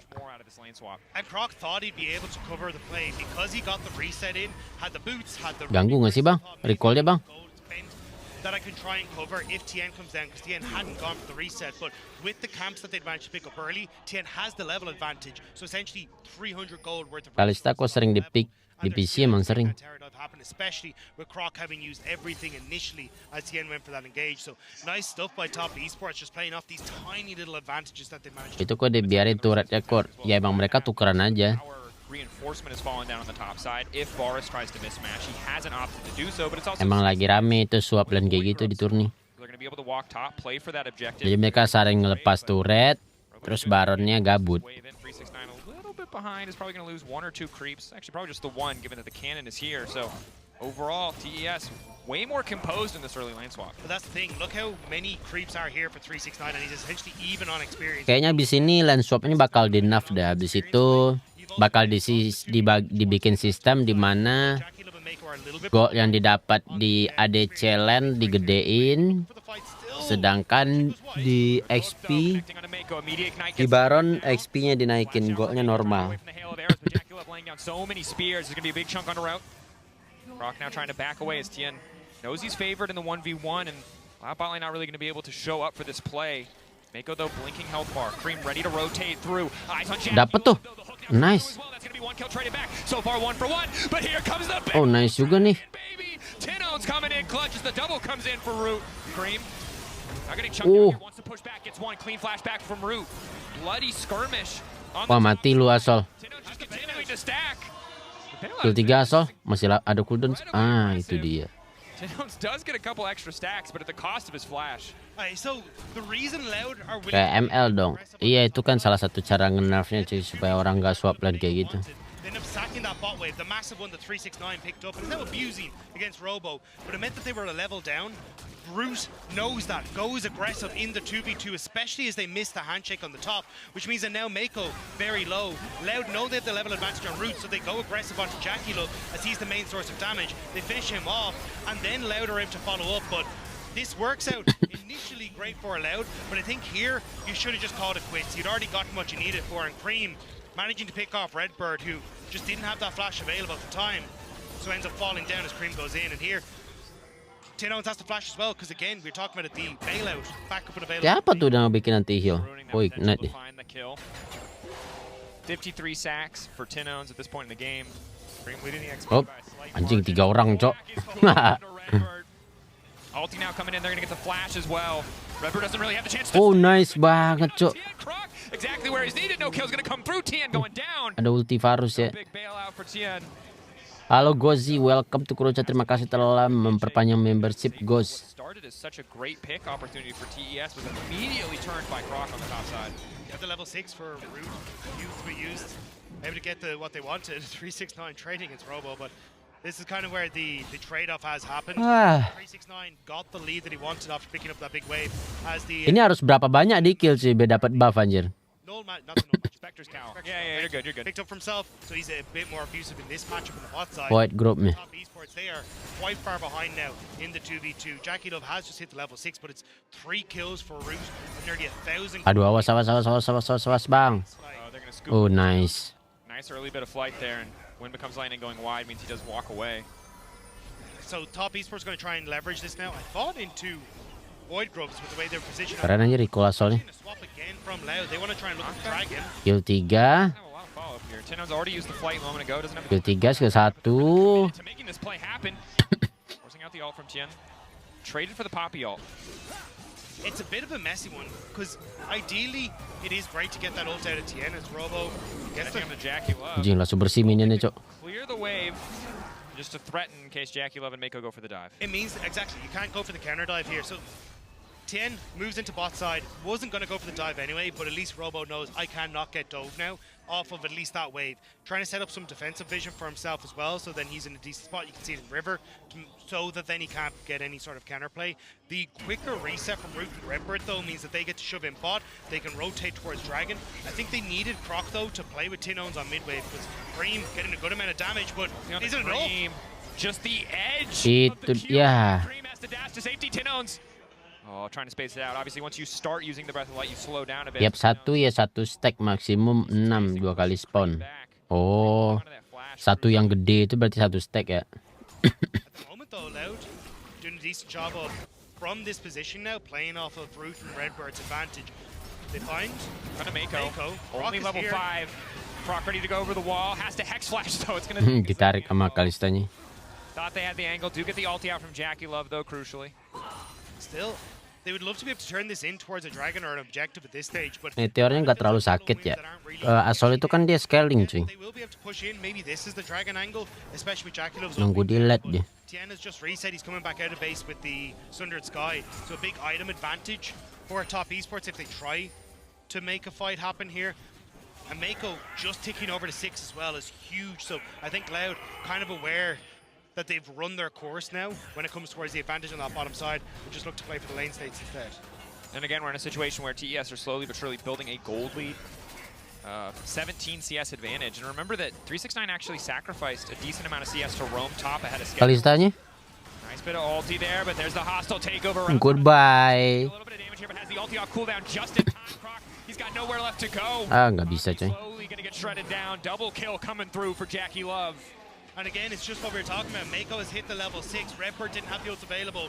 So the support advantage with the ultimates coming through and sets up beautifully for Tien to separate out Loud. Even the push in mid for Cream meant that they couldn't have Tinones come into the play either. So Dragon will go the way of top esports. You can see here, Robo zoned off the wave for the most part. Wants to hit a creep desperately. Timing on that, pretty generous. Redbird, Hex Flash in, the pushback, just barely hitting, but Cream now dashing to the side. Nggak kena. Satu, tahan terus. Wah. Wow, nice. Reset now for the Dragon, he can fly out to safety if he needs to. Pushback from Croc. Oh, protecting President. Tinone's working out well for the side of Loud. Anjir, nyampe loh skill 1, Cok. Goodbye. Passive. The rest of the team on the hunt. Train conductor. Basic attack. A little bit of a hate train on the top side here from Loud, but they're going to just back away. Focus on the wave. Jackie Love! Anjir. If that was lethality Kalista, he's dead. That could have been a very dead ace out, but Mending cabut bang. Pukul itu bang. Nah. Aduh, kenapa patah-patah, Cok? Slippery little Yordle. Okay, let's take stock. Here we are, almost 13 minutes in the game. Grubs are back up. Tinone's stacking 115, doing a good job thus far. A lot of pressure across the map. They're now going to get the TP out from 369, it looks like, to cover the bottom side. And overall, we got carries at 1 item on both teams. It's really a lead for Tien that feels like the most important part of the map. You highlighted already, that item completion crucial, and he still has a pretty big advantage. So the problem was you actually had a lead for Loud when it came towards Root, and I think they would have been able to play off it, but the fact that they end up having a couple of fights go try means that now top esports have control, and they're going for Robo. Doing a little bit of damage to tower, waiting for the angle. Robo. Pasifnya cooldown cuy. Gonna get shredded. So much damage on the top side, but now Loud want to follow up. Ulti hitting on a Tuh ada cleanse. Sidestep on the hostile takeover is big. They're isolating Jackie Love. Masa nggak mati Kalista? Oke, Kalistanya mati. If this man dies, Jackie Love stands. Lah, hidup lagi Kalista kalau ngebunuh. Oh, kalau dia ngekill nggak jadi mati. Anjir lah. Kampret ganggu banget Renata ya. Just fighting that one so much better. Jackie Love just about gets that bailout to make it a massive win for top esports. The pick off Robo underneath the tower, they will lose away for Loud on that bottom. Yang kayak one itu namanya Kalista. Robo interrupted. Tinos is on the way, but he's so far. Nah. Itu dia makan lu ya. Skill 3 bang. Wah itu agak nafsu sih kayaknya. Oh nggak ada temen.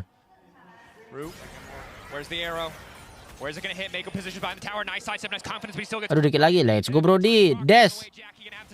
Goodbye.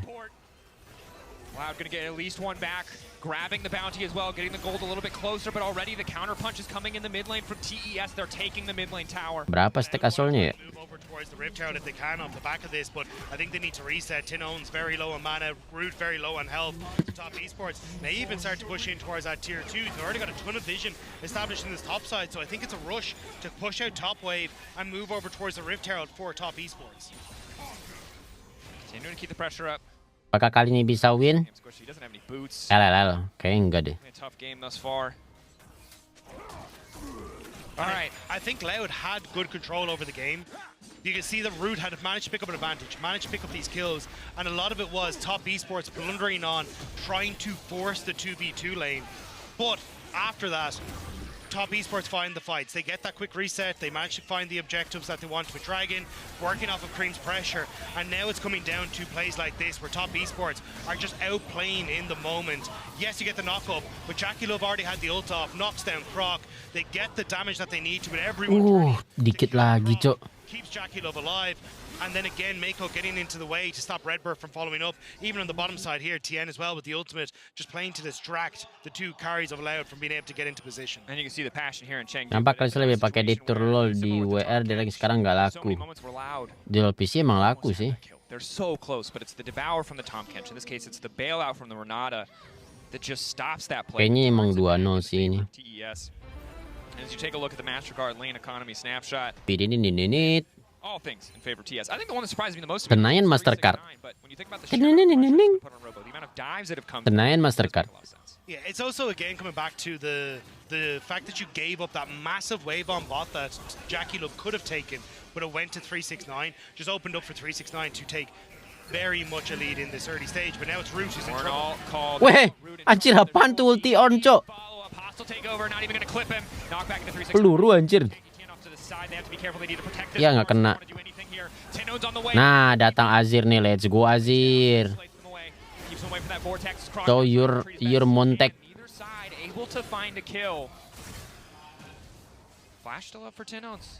Flash for Redbird available as well. So across the board, pretty close. The difference being TES now get access to the Drake. A rare mistake from 369 on the Ornn. Tries to go for the headbutt onto the pin. Ternyata musik Senayan Mastercard itu sama semua ya, sama musik barusan juga gitu anjir. Ternyata itu emang suara Mastercard anjir. Cuma yang versi LoL dibikin kayak agak-agak sesuai sama LoL.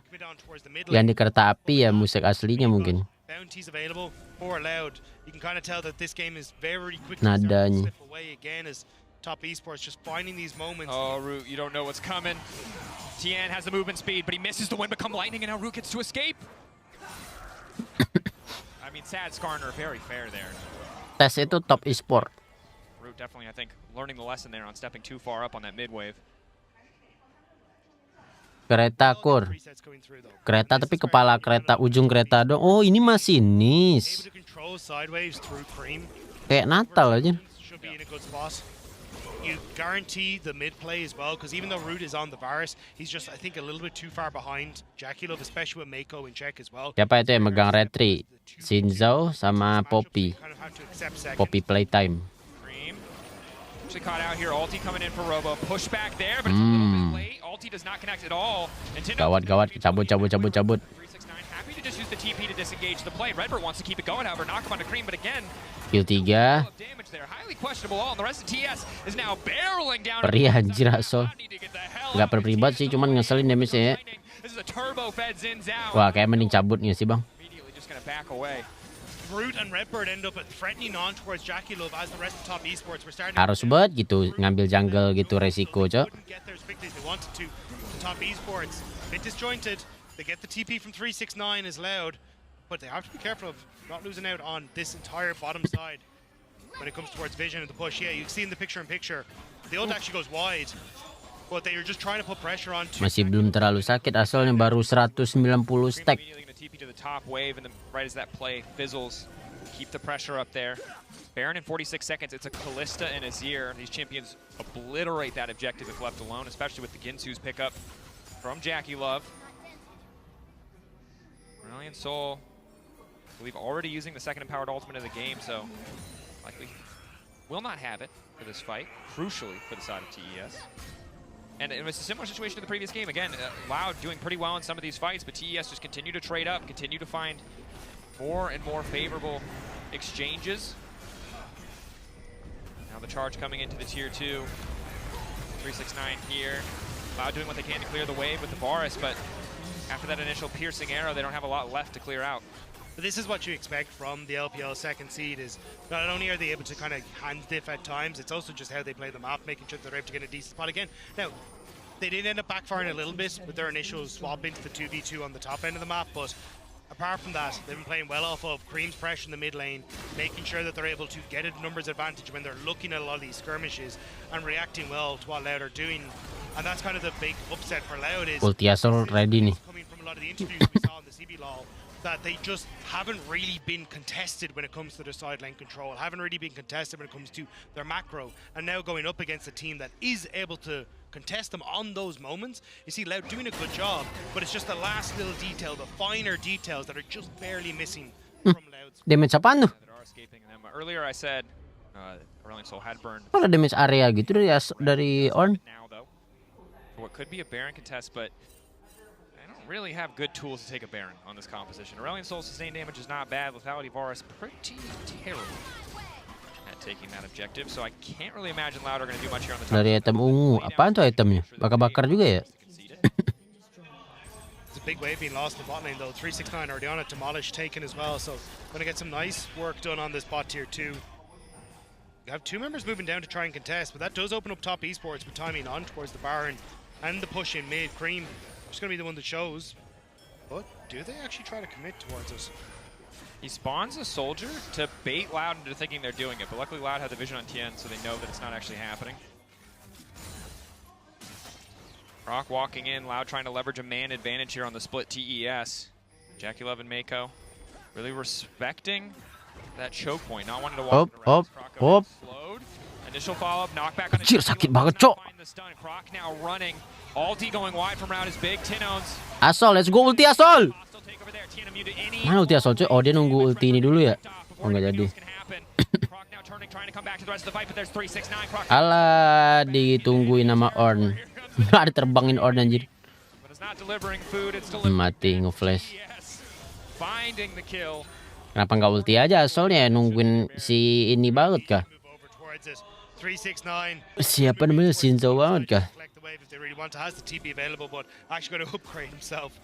Gua lagi koneksi terputus.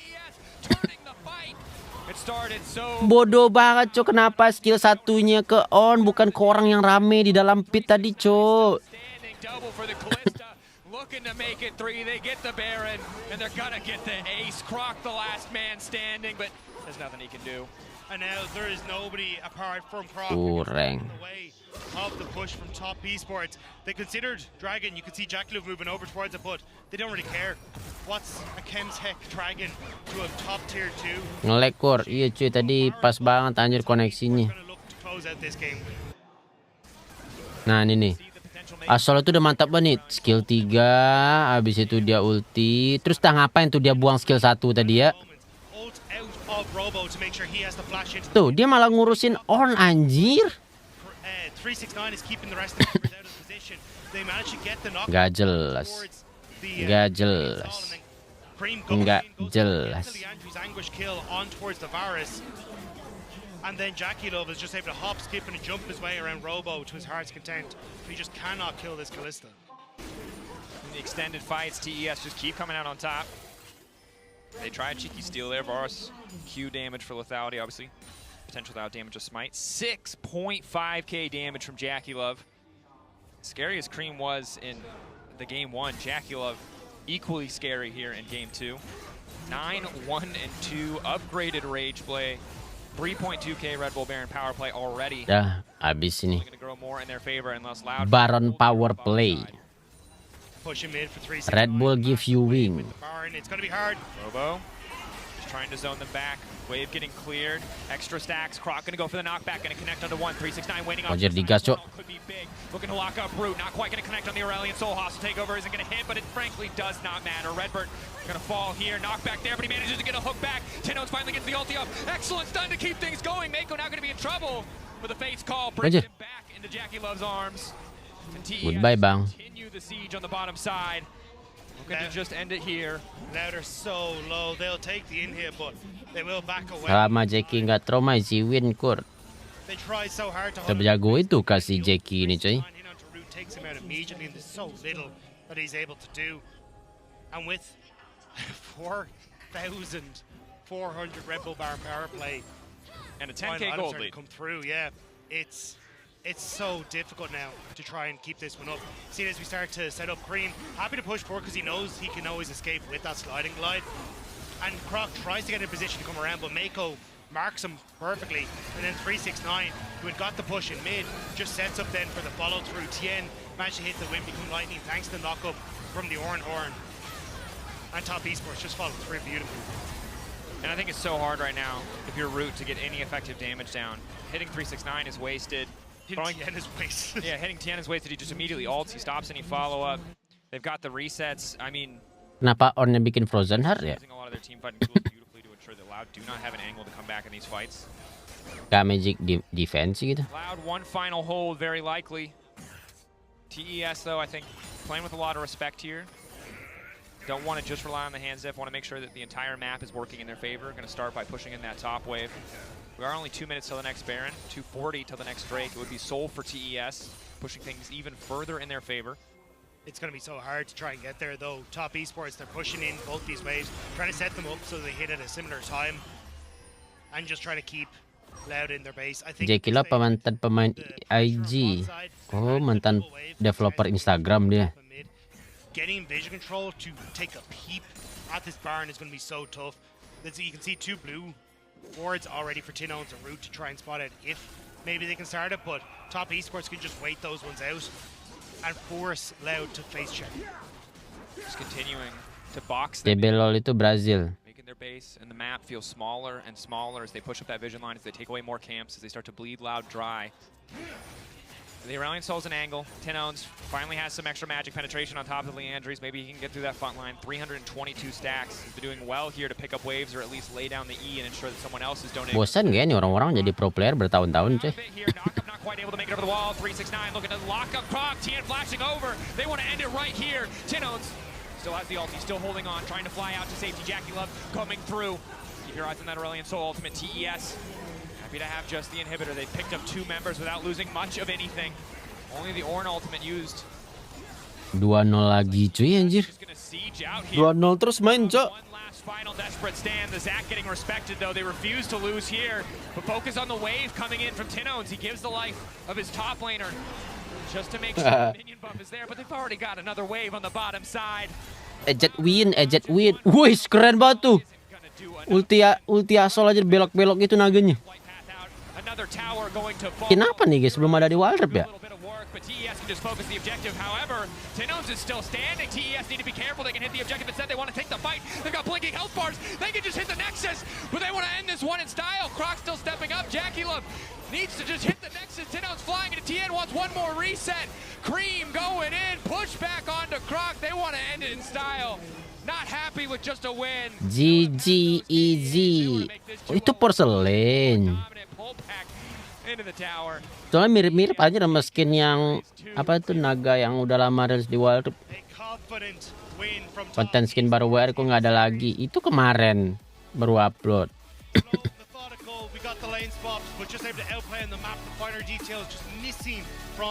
Ngeri emang Liga Cino cuy. Miss, dalam hatinya mampus kalian jing, easy game jing. Ini gue pura-pura doang nunduk gini nih, kalian tuh easy bro katanya.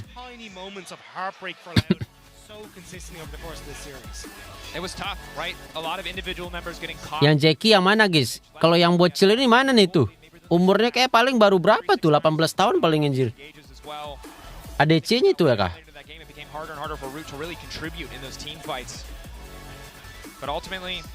Midlane-nya kah? Oh midnya ya?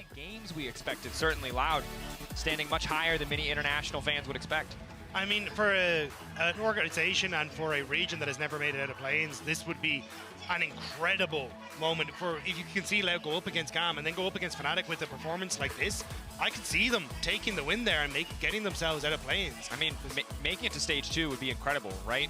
And we think about. Oh yang ini yang gendut ini kah? Bukan kan? Whether it was Kaboom, whether it was INTZ against EDG. Mari kita lihat punggungnya. Ya nggak kelihatan punggungnya coy. This is a region that has to always be respected. No matter how many times we underestimate them, I think they continuously manage. Woi liatin punggungnya woi. Performances or upsets that are just so impressive. That said, it's enough from us on the caster desk. We're gonna head over to the analyst desk with an. Lah nggak ada namanya anjir. Coming up soon. Hi. No, I was actually looking at the fan signs because we've talked about. Gendut itu 369. One of the most famous teams we have in China. You're not on site to see this, but yeah, this is what the fans.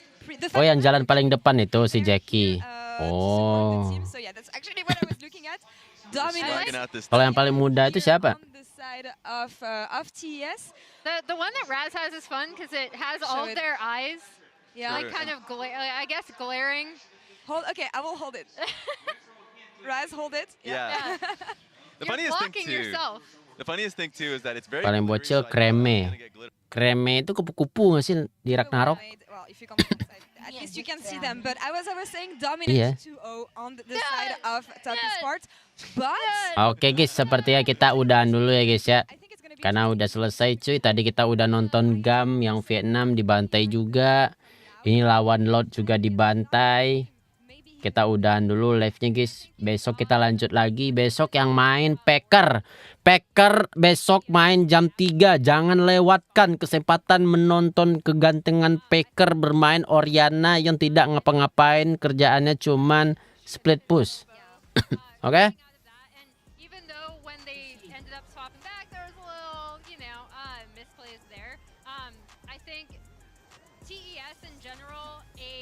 Oke, semuanya thank you yang sudah nonton, thank you yang sudah like, thank you yang sudah subrek, thank you yang sudah donate, thank you yang sudah super chat.